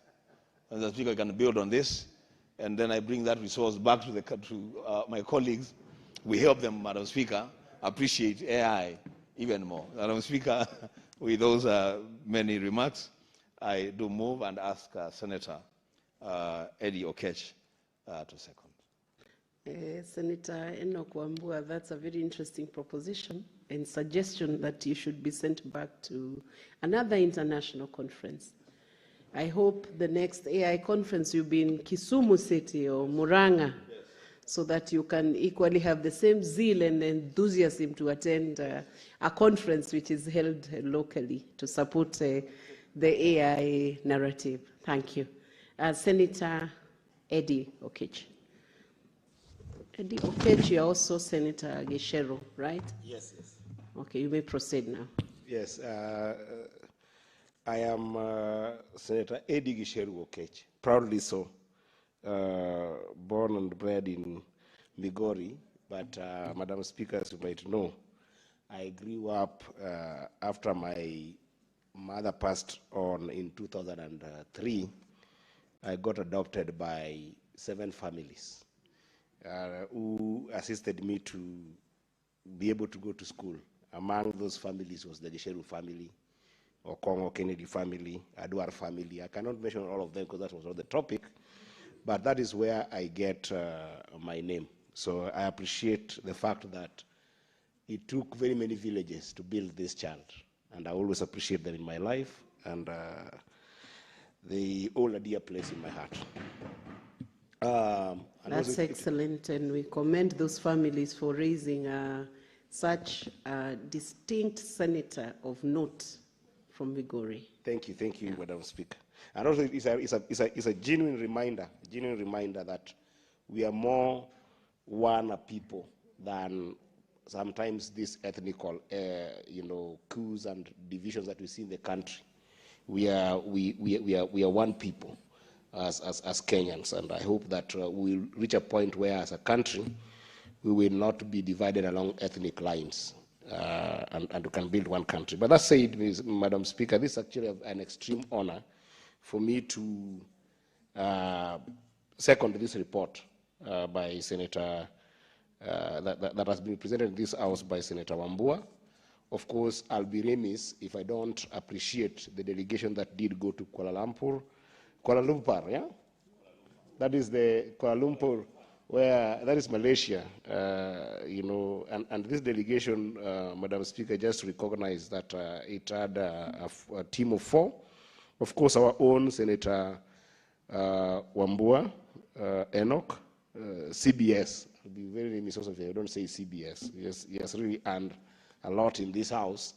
We also had Honorable Robert Basil Ngui, who's a friend of mine, MP from the National Assembly, and also accompanied by our able team from the Secretariat, Madam Marlene Ayiro from National Assembly. I think she's the principal legal counsel there, as well as our own, Angela Masharia, who is a senior clerk here, Madam Speaker. And it's very interesting that Senator Wambua has actually also highlighted that during his time there, he did look for the opportunity to be able to highlight that as a parliament, we must be able to start looking for practical opportunities, as well as practical navigation into making AI, artificial intelligence, presence in our work in parliament, as parliamentarians, and as he sees it, Madam Speaker, that we can actually use AI tools to be able to promote answered, as well as be able to promote any other records that we have here, and even while doing our committee works. But beyond that, Madam Speaker, this report is generally about the use of intelligence in the context of responsibility, so that as a parliament, we can be able to evaluate our role in shaping the future of responsible AI, you know. And I think that one is something that cuts across not just our work in parliament, but also being able to make sure that in the country, we can be able to have proper use of AI. And Madam Speaker, I think there's nothing that can be able to explain technological advancement across the globe as compared to AI. Because AI, artificial intelligence, is basically how technology has advanced to the extent that it can be able to consume data, replicate it, harness it, and be able to be ahead of just simple computing and give proper direction and information that can be used in any platform and in any manner. And therefore, Madam Speaker, the regulation gaps that we as parliamentarians are going to face is exactly what Senator Wambua has talked about. How do you marry this technological advancement and the pace of that change with our own legislations? I think this is the key thing, so that our legislations can be able to, number one, keep up with that speed and keep up with the accuracy. Because while there's advancement on the speed of AI, there has to be also accuracy on the side of our laws, to the extent that this report and the conversation that in this report we're looking at. Because one of the biggest problems that we face as legislatures is how can we keep up with that rapid advancement so that we do not produce either sometimes outdated laws or sometimes premature laws. And we have seen this, Madam Speaker, in a number of ways. You remember the finance bill, the other time that we were talking about the finance bill, and there were conversations around taxations on platforms of content creation, for instance. Today, if you look at the United States, you will see young people who have never had any vocals in terms of being able to sing. They can go, use an AI platform, rap on the AI platform, generate beautiful music, sell right from their house, and just using a phone. No any other technology, just a phone with a proper AI interface and platform, and they make money, millions of dollars doing that. So you'll find that in our country, because we are not keeping up with that pace of change, you might want to move in an outdated manner, or sometimes in a premature manner, to tax that platform without knowing the basics, and then before you realize, you are having problems with young people, the so-called Gen Zs. Because their basics the basics include simple things like who are the owners of these platforms of AI? Who are the developers? Which companies are now developing AIs to the extent that they're advancing this fast, and where are they based? If Meta, for instance, Madam Speaker, is developing AIs that are based in Ireland, would you not want laws as legislators to make sure that instead of taxing a young person, like maybe let's say Chipukizi or Aziad or Eric Omondi, who is just using this AI because they are also keep catching up with the simple technology that they are consuming, instead of taxing them, maybe you might want to advance into thinking about where are these companies based in terms of their corporate tax responsibility, and then require legislation that will attract them to come to our country and then be able to responsibly tax them and responsibly put in place regulations that will make them use AI in a more responsible manner, including being able to hold them accountable and being able to ensure transparency in the data that comes from those platforms. And these basic things sometimes skip us, Senator Wambua, if I may address you through the chair. Even in this House, Madam Speaker, recently, we had technology that changed very fast, and we were invited into this House and told, can you go and be able to put your biometrics so that you can be able to use those biometrics to do what? To access our machines here in Parliament as you contribute in Parliament. Which senator, which one of us dared to ask, who is the owner of this technology that we are using? Where is that data going to? Where is that data housed? Because we know that in Kenya, we do not have proper data center to the extent that if you are mining, at least on the floor, somebody not ask on the floor. Because if you ask in private, I might not know. Senator Hazena, there is something you seem to be interjecting. You want to inform the senator. Do you want to be informed, Senator Eddie Okech? Madam Speaker, I don't mind being informed because this is a very good conversation, and is a young legislator just like myself, but I just hope that you hold on my time as well, because this is a very important contribution. Hold this time, hold this time.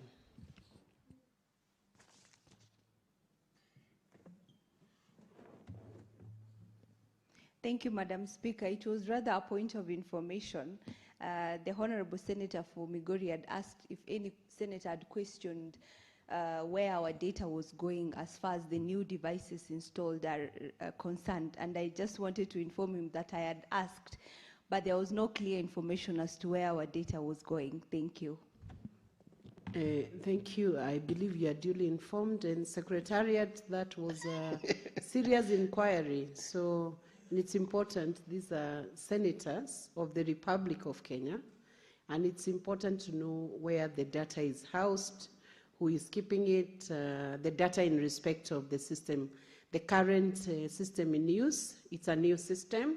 So can you make sure that information is availed and information given to the senators before the data is dispatched to the wrong quarters, if at all the source is not known? Thank you. Thank you, Madam Speaker, and thank you for that information, Senator Zena. Because as I've said, Madam Speaker, this was a very important conversation because AI, the part of legislation that we must focus on is also being able to balance the idea of innovation and safety so that you cannot overregulate and stifle that innovation like what we have in these gadgets, which have got some AI features, which are really good. But Madam Speaker, in the same manner, for you to have technological progress, you cannot also have insufficient oversight that leads to risks like misuse, privacy violation, and misinformation that Senator Wambua did refer to. And that was in the context with which I was asking about how our data is being managed here, because I know that in Kenya, we actually do not have competitive global data centers. Because AI is all about data. It's all about how data is gathered, aggregated, and then used in a way that can be able to build different logs in what we call, in technology, black boxes. And Madam Speaker, I know this because I remember, I think it was last year, when the president, no, 2 years ago, when the president went to the United States. You remember the state, the time that he was hosted in the state as the first African president that has been hosted since, I think, 2008 in the United States. And there was fanfare around that. And remember, Madam Speaker, that when the president went there and met these tech gurus in the United States, he was given a chance by Google to be able to come and build a data center here.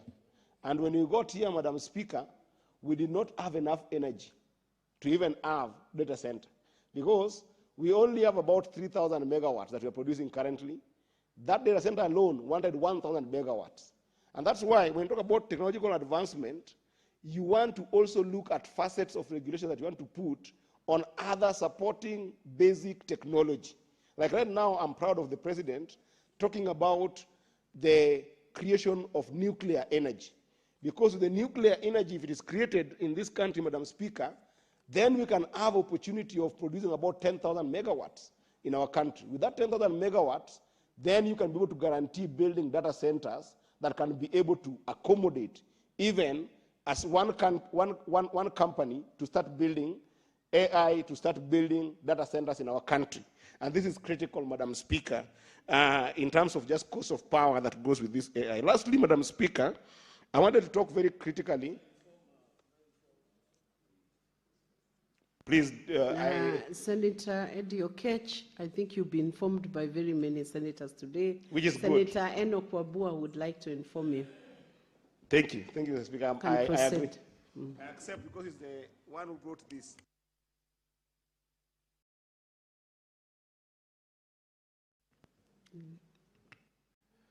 Madam Speaker, as Senator Eddie said, and you have also alluded to, this is a very important conversation. You know, he has said that the President William Ruto was the first African head of state to be hosted by an American president for the last 8 years. Now, so I just went in there, Madam Speaker, and checked.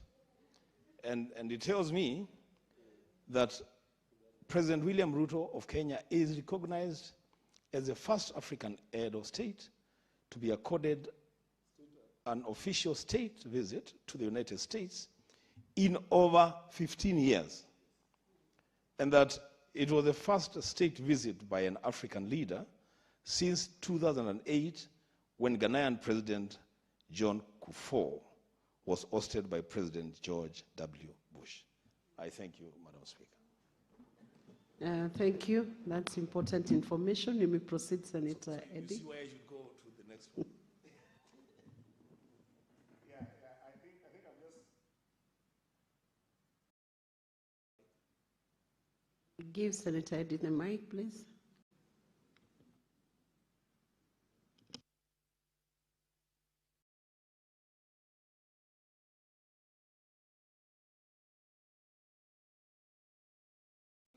Go to the dispatch.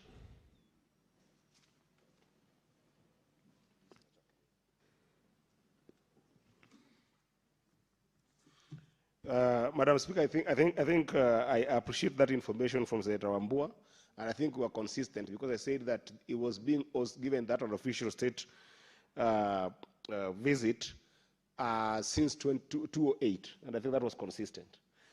When the president of Ghana was given the same kind of support. And I think I was saying it in the context that, Madam Speaker, on my last point, that I was putting this in the context that when you look at this report and the conversations that were going on there, you quickly realize that AI development is actually a global agenda, so that if you have got inconsistency in regulations at a global level and not having a platform to have that cross-border harmonization of our laws with what global laws look like, then, Madam Speaker, you can get into a lot of problems in terms of just cross-border jurisdiction compliances, as well as just the scale with which you can be able to advance your technology.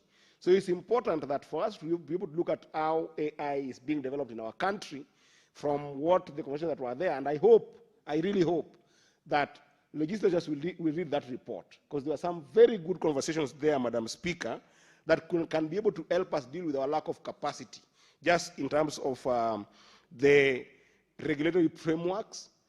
That includes the bodies that we need to put in place that can be able to look at those regulations, that can be able to look at how we can be able to advance the technical expert that we have in the country, including sometimes even having serious audit functions. Madam Speaker, Senator Wambua just talked about possibility of elections coming in a way that people can even start using homograms in AI to be able to talk to each other. But that is even less important. It is important, but less important by even possibly having a possibility of IBC procuring, gadgets that are using AI. If you don't assess it, Madam Speaker, and you don't have bodies that can be able to look at even the audit functions of those kind of systems, that can be able to ensure there is proper audit trails of those systems, then you can have a seriously bungled election that will also look seriously very okay, seriously very fair. Because if you do not have those bodies put in place, the effectiveness of managing that AI systems can be very complicated. So these are very, very, very serious information and a very serious report that I hope that this House will take seriously, and if possible, read that entire report, support it, analyze it to the extent that can even help us to work on reviewing our data protection laws and ensuring that data is not something that we're just taking in respect of data privacy conversations. Let him have 1 minute to finish that statement, please. Yeah, so I was saying that look at it as members of parliament, not just in terms of looking at how data systems and data privacy is becoming a conversation that we all used to, especially because we are looking at training on data privacy matters. But I want us to also look at this report in terms of creating serious path of dealing with all conflict of interests in our data laws, both in terms of acquisition of technology from abroad, but also giving ourselves opportunities to create laws that can allow for creating our own technology that can beat AI, as well as can be able to ensure that we've got condition or preconditions of takeoff with AI development in our country. So this, I not only support this report and second it, but I also really appreciate the fact that this team brought it to this House and engaged in that for conversation, and I hope they can engage in more. And next time, take some of us also with you, leader, to kind of go also and gather some knowledge in those platforms. I thank you, Madam Speaker. Thank you, Senator Eddie Gishero. Okay.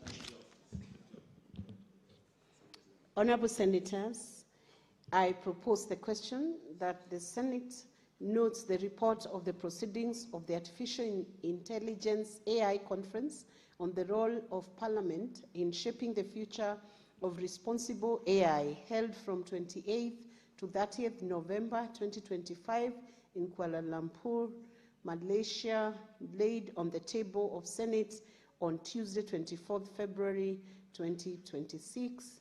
And Honorable Senators, it's now time for you to make contributions to this motion. Thank you.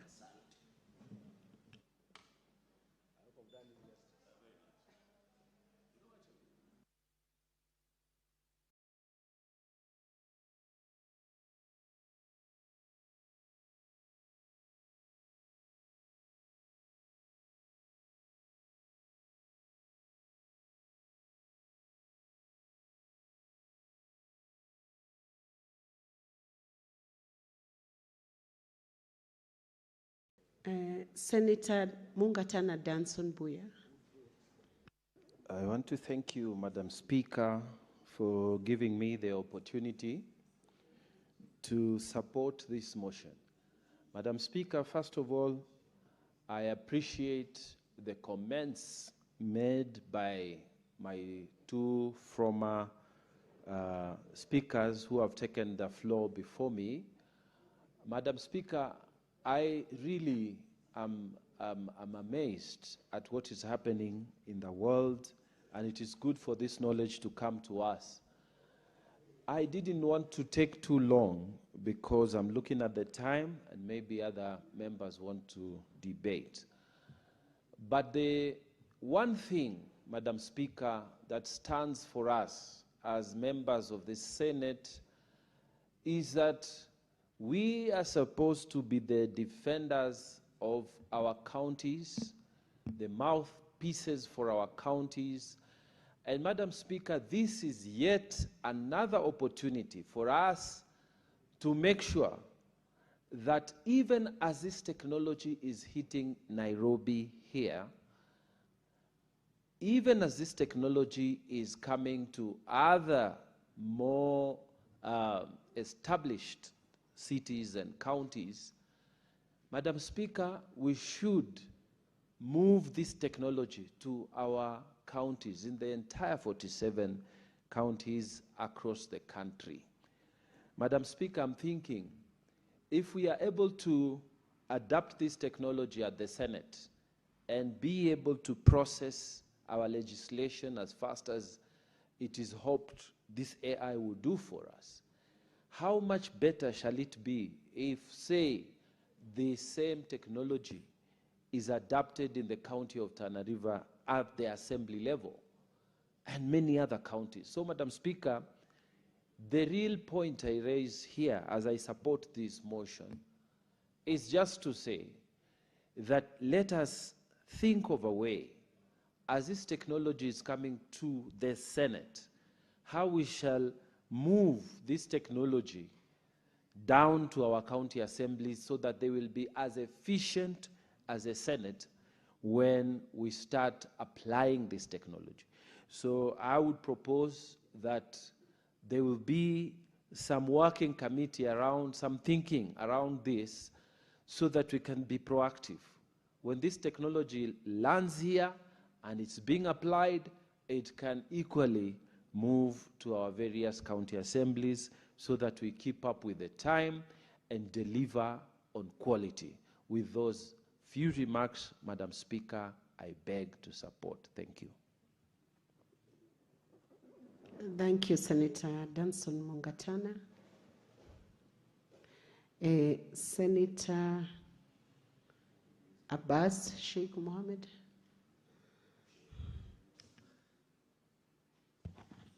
Thank you, Madam Speaker. Madam Speaker, I want to also join my colleagues to support the report. Madam Speaker, honestly, I think it's the time that this House or the Parliament must use an AI, and that is a new phenomenon, a new development that is making life easy for the human being of today. Honorable Madam Speaker, the use of AI in Parliament makes work easier and work faster and more transparently, that you cannot distort information. Honorable Madam Speaker, it makes life, the reports of the Parliament and the proceeding of Parliament to be easily accessed by the citizens in every part of the world. That anybody can click to Senate proceedings and easy access through AI, and gives actually a real and correct reports on the proceedings of the House. Madam Speaker, you know that this Parliament uses a lot of papers. You see the amount of papers that are being used in writing reports, in writing proceedings, actually is enormous. And I think the more papers you use, we cut more trees to get more papers.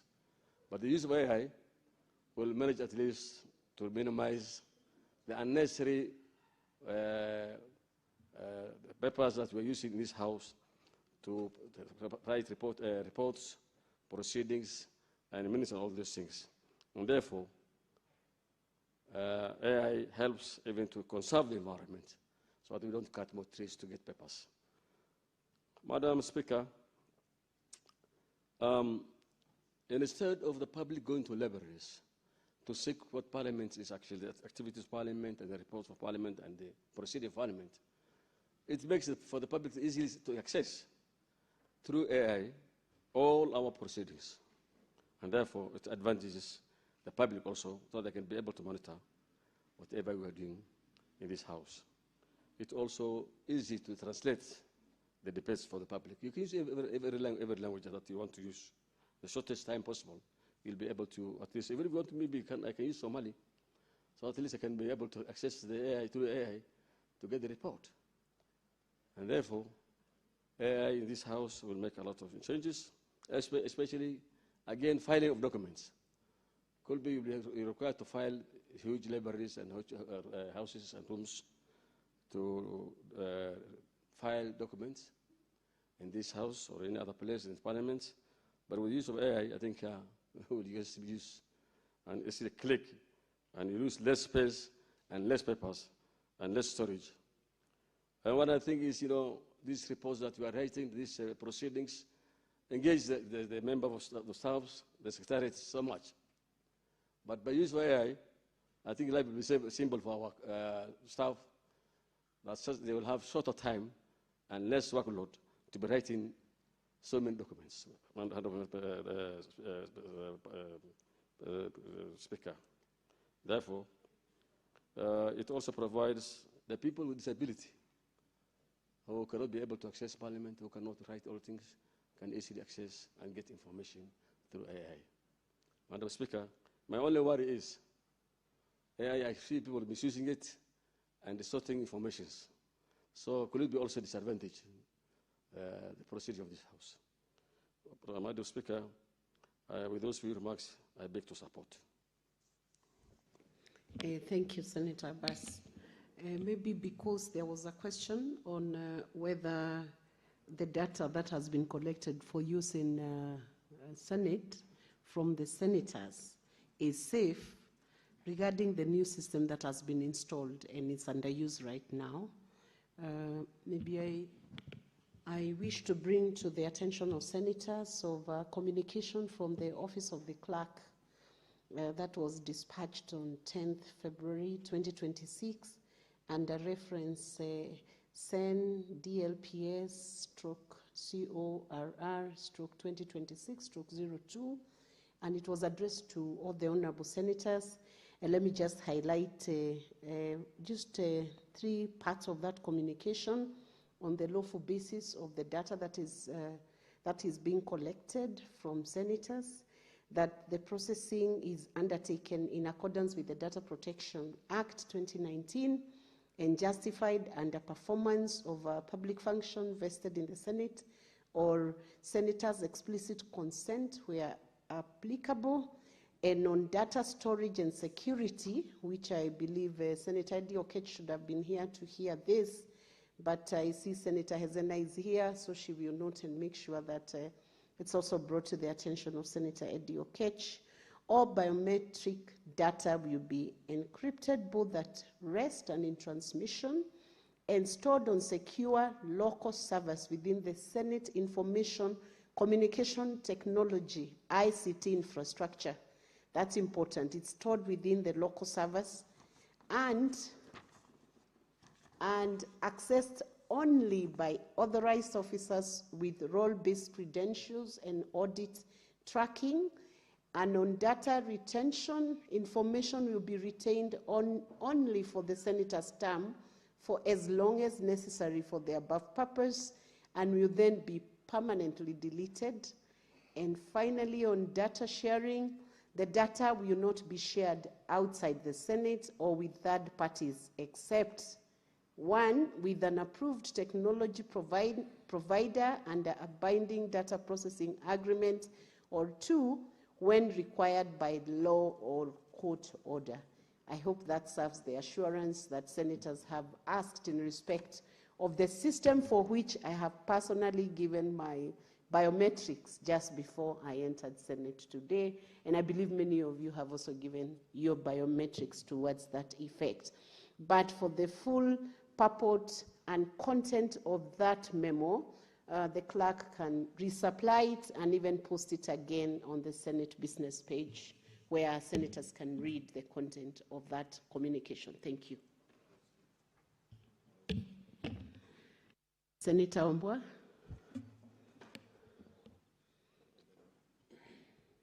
Give him the mic.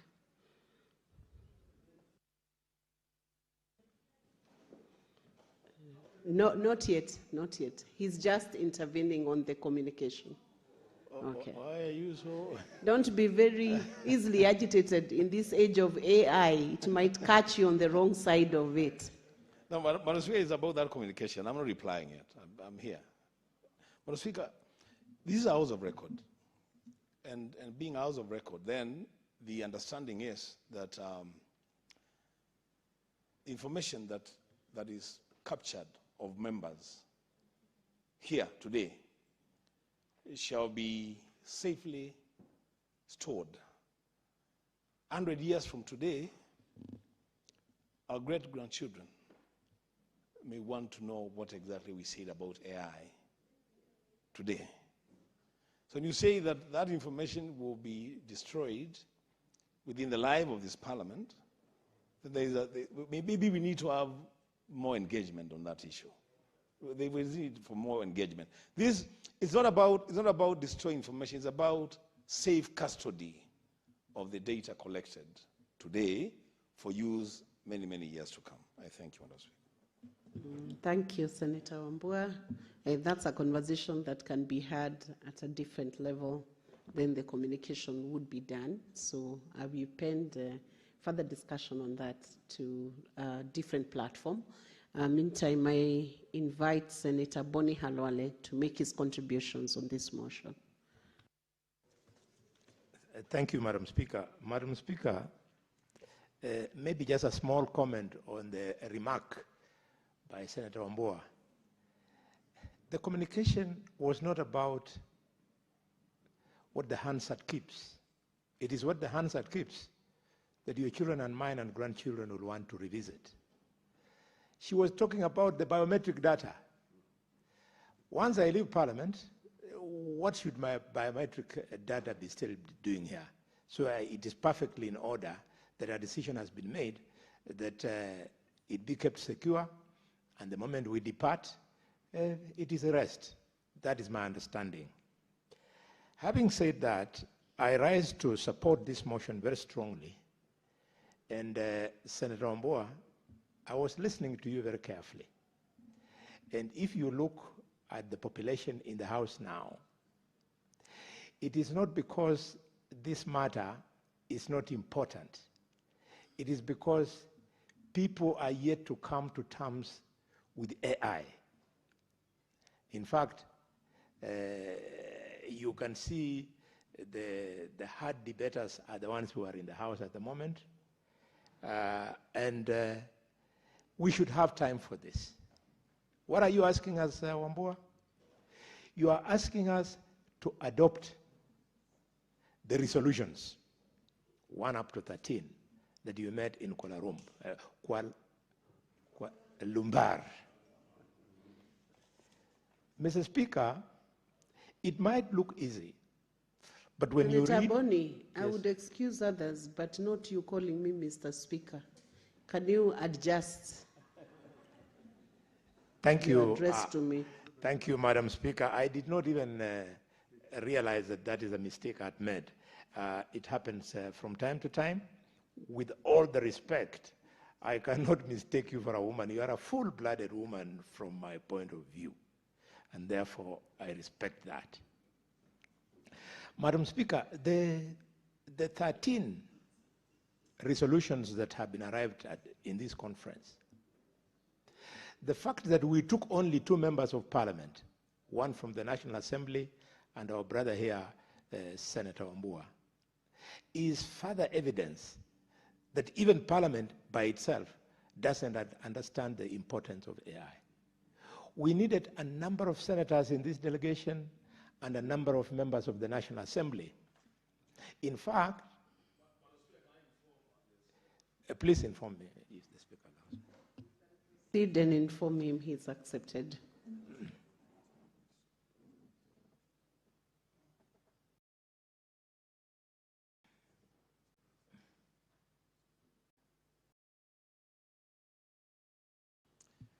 Thank you, Madam Speaker. Senator Boni Alwale, through the Speaker. What you're saying is spot on. I want to inform you that at the conference, the leading delegation was from India, the Indian Parliament. And it was almost an entire parliament, different levels of parliamentarians engaging and even trying to take the lead in developing a symposium for the Global South on the use of AI. So you are spot on. We looked very, very disinterested in what is happening in the world. I thank you. I appreciate that information. And it was just out of quick reading of what is AI. When AI came to my attention, I took it negatively. One, that here is a tool which is going to take away jobs. And as a defender of the youth and a father of some, I am very protective when it comes to job opportunities. So I took it negatively that this thing we don't want is going to take away jobs for our children. The second thing that was negative, Madam Speaker, was that I said, this thing is going to be abused. I remember, Madam Speaker, a case in point where, by coincidence, the two senators who are currently greeting each other, last year, they innocently greeted each other like that. And a still photo was taken. But because of AI, those two senators, the photograph was now transformed into a video where they were hugging, and I don't know whether they almost kissed, but that I said, wait a minute, this is going to break families, because a protective spouse will not have the patience to say, this could be AI and this could be real. So those two reasons guided me when I started taking AI seriously. But now that I have taken trouble in the last 6 to 8 months to acquaint myself with AI, I have realized that AI actually is not a new thing. AI was discovered by a computer scientist who was a cognitive scientist by the name of John McCarthy, an American, born 1927, died in 2011. He died many years ago, and yet AI had not captured the imagination of the world. So it has waited many years after his death, posthumous. It is now when it is capturing the imagination of the world. So I followed it and I said, this AI, what is this thing AI? And listening to the just a minute, Senator Karen Nyamu, you know you cannot do your phone calls inside chamber. Risking being declared to be out of order. Proceed, Senator Boni. Thank you, Madam Speaker. I'm sure the chair did not hear the distinguished senator from Vihiga. Senator Osoti, my kid brother. Karen is not AI generated. She's my good friend. She's not AI generated. So, Madam Speaker, as I pay this tribute to this scientist, who was a computer scientist, and of course in his own right, a cognitive scientist, I listened to the senator of Migori when seconding, and you know what he tells the House? That AI is all about data and blah, blah, blah, blah, those things he said. So here is a youth who is a member of this House. He's yet to grasp what is AI. He thinks it's just about data. No. AI, the essence is that AI is an innovation where computers and machines can simulate humanity. can simulate human learning. Just think about that. A computer sits there and can simulate Senator Osothi's capacity to learn and flow with him. It can, Madam Speaker, simulate human comprehension. Comprehension. Imagine the distinguished senator of Tana River. He has the capacity based on his own intelligence quotient that enables him to comprehend things. Now here comes a computer or a machine that then simulates the senator.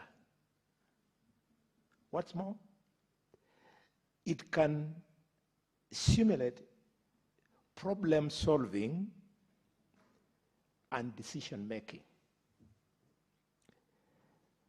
It can even simulate my creativity. In areas where I think I'm creative, it can simulate me.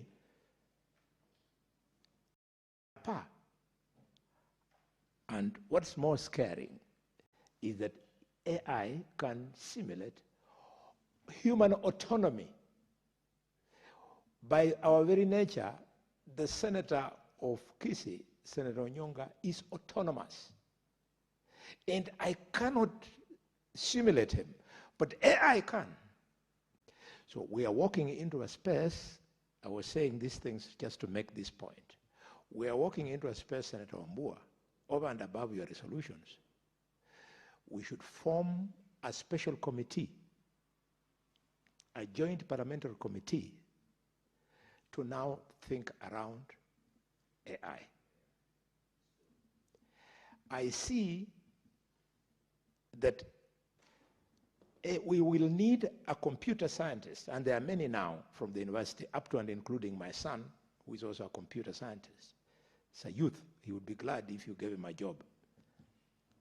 Yeah. Each committee would need a computer scientist. You know what they say at the School of Humanity at Harvard? They teach these days that human beings who work with AI work better than human beings who do not work with AI. So that being the case, every committee should have a computer scientist who will be able to support the committee with AI. As we support your resolutions also, we need that special committee to now factor into the budget of parliamentary, is it parliamentary commission? The one that, yeah, parliamentary service commission, to have a budget for AI for parliament. And what's more, this committee should also inform the executive that the executive should now have a budget for AI for every ministry, for every government department and every agency, if we want to move at the pace that you can see India and China moving.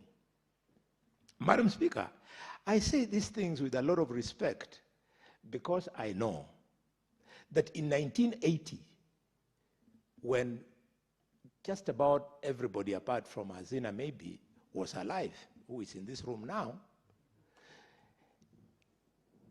80% of the population in China was poor. 80%.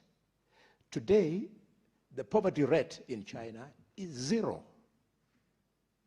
So it means, therefore, Madam Speaker, that if leaders can be able to think around issues and make resolutions the way Wambua and his team has done, we can move our country from the misery we see today, where leadership, Madam Speaker, means to some people that you have an opportunity to become rich and live large. That's what leadership means to African leaders. Leadership, to my mind, means you wrap it into the populace so that the country collectively moves together and becomes better. Madam Speaker, there are certain aspects which AI cannot do.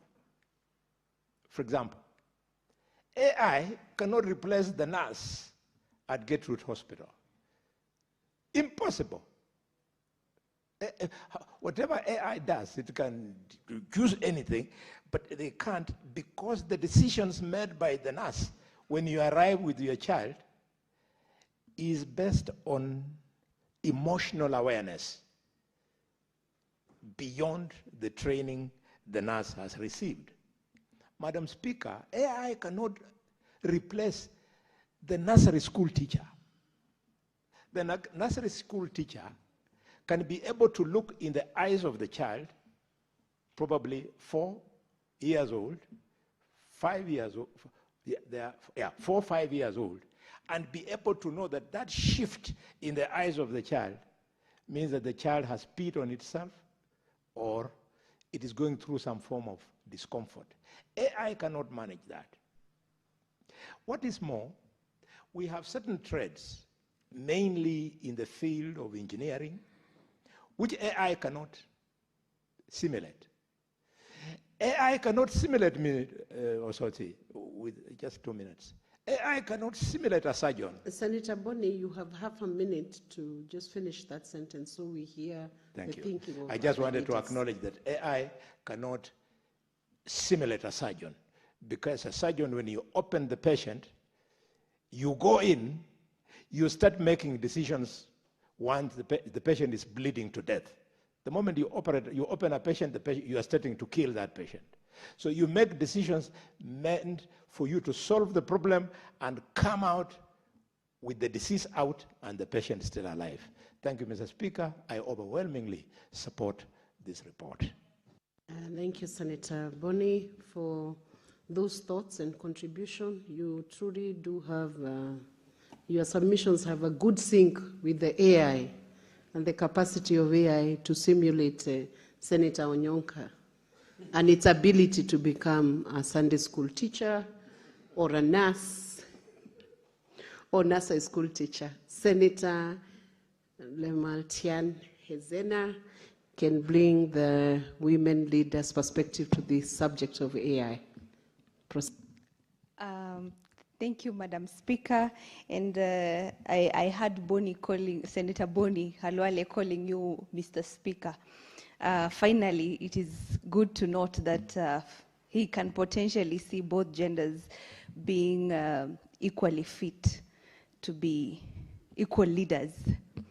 Madam Speaker, it is indeed true that the possibilities of AI are limitless. We have had very serious questions as far as data is concerned. The use of our data, the extraction of our data. We had a company the other day getting several thousands of Kenyans queuing to collect some data related to their eyeballs, and that was such a huge risk to our country. But Madam Speaker, we also understand that AI has so much potential to help the youth of our country. The missing link, however, is the fact that we have, the whole world is talking about the exponential potential that AI has, but nobody is really realizing that many parts of our country are still lagging behind. We are not connected, there is no electricity, there is no internet, but the world has advanced too fast in the cities and the capital, the major capitals, leaving behind the rest of the world, especially in many parts of Africa. Madam Speaker, it is important that all ministries within our country work together in a collaborative effort to ensure that different aspects of different ministries come together to ensure that there is an interlinkage in ensuring that there is a smooth and efficient transition from one sector to the other and to be able to catch up with the rest of the world. Madam Speaker, there is also the issue of there are very many advancements that have happened globally as far as AI is concerned. We have also seen the creative economy growing because of AI. Many young people are employed through AI. I've been sent about 3 songs this week, and my attempts to look for the singer behind the music failed because I was told they were generated using AI. But the voice was so realistic that I thought it was a human being. I can imagine even people who had zero talent in music, perhaps like me, would be able to sit behind a keyboard and come up with put words together and ask AI to do the needful. We have also seen issues like the marketing industry has expanded hugely because of AI. There is a way our creative the creative industry is incorporating AI skills in marketing, in banking, and every other thing, Madam Speaker. We have seen the growth in the movie industry because of AI. However, there are downfalls to every good thing has a bad side. And we are seeing also exploitation through the AI, and it has actually fueled cyberbullying, whereby we have fake videos created to sell a certain narrative. We have words being put into people's mouth. You will see a video of Madam Speaker addressing the people of Moranga, saying a completely opposite thing than what she meant. Very soon we will see somebody resigning, even maybe from the presidency, using AI, and that is such a huge risk to this country, Madam Speaker. However, and this would call for regulation in the sector. It's very interesting that I have seen the report has called on the various parliaments and organizations and associations like the CPA to work collaboratively to ensure that there is a deliberate effort between these institutions, and especially the leadership of Parliament, to ensure that mechanisms and systems are put in place to streamline the use and operation of AI.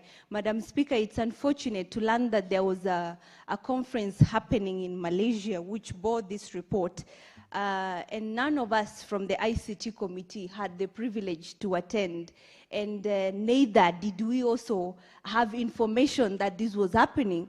Madam Speaker, that must be put into serious consideration.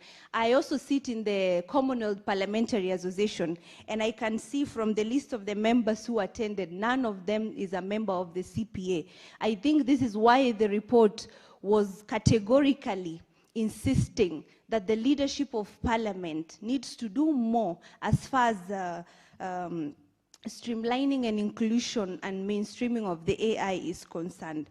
Madam Speaker, last but not least, I wish the Ministry of ICT can be proactive enough to ensure that we have enough coverage, network coverage, internet coverage, even using the fiber and broadband across the whole country. You can imagine now when we have those fake clips generated through AI spreading and circulating, Madam Speaker. Sometimes they'll be even talking about a certain outbreak, and these people can no longer distinguish between what is real and what is fake. Somebody in Samburu... Senator Matiang will have a balance of 8 minutes when the motion is next listed in the order paper for further submissions. Honorable Senators, it's now 1 p.m., time to adjourn the Senate. The Senate therefore stands adjourned until later today, Wednesday, 25th March 2026 at 2:30 p.m. Thank you.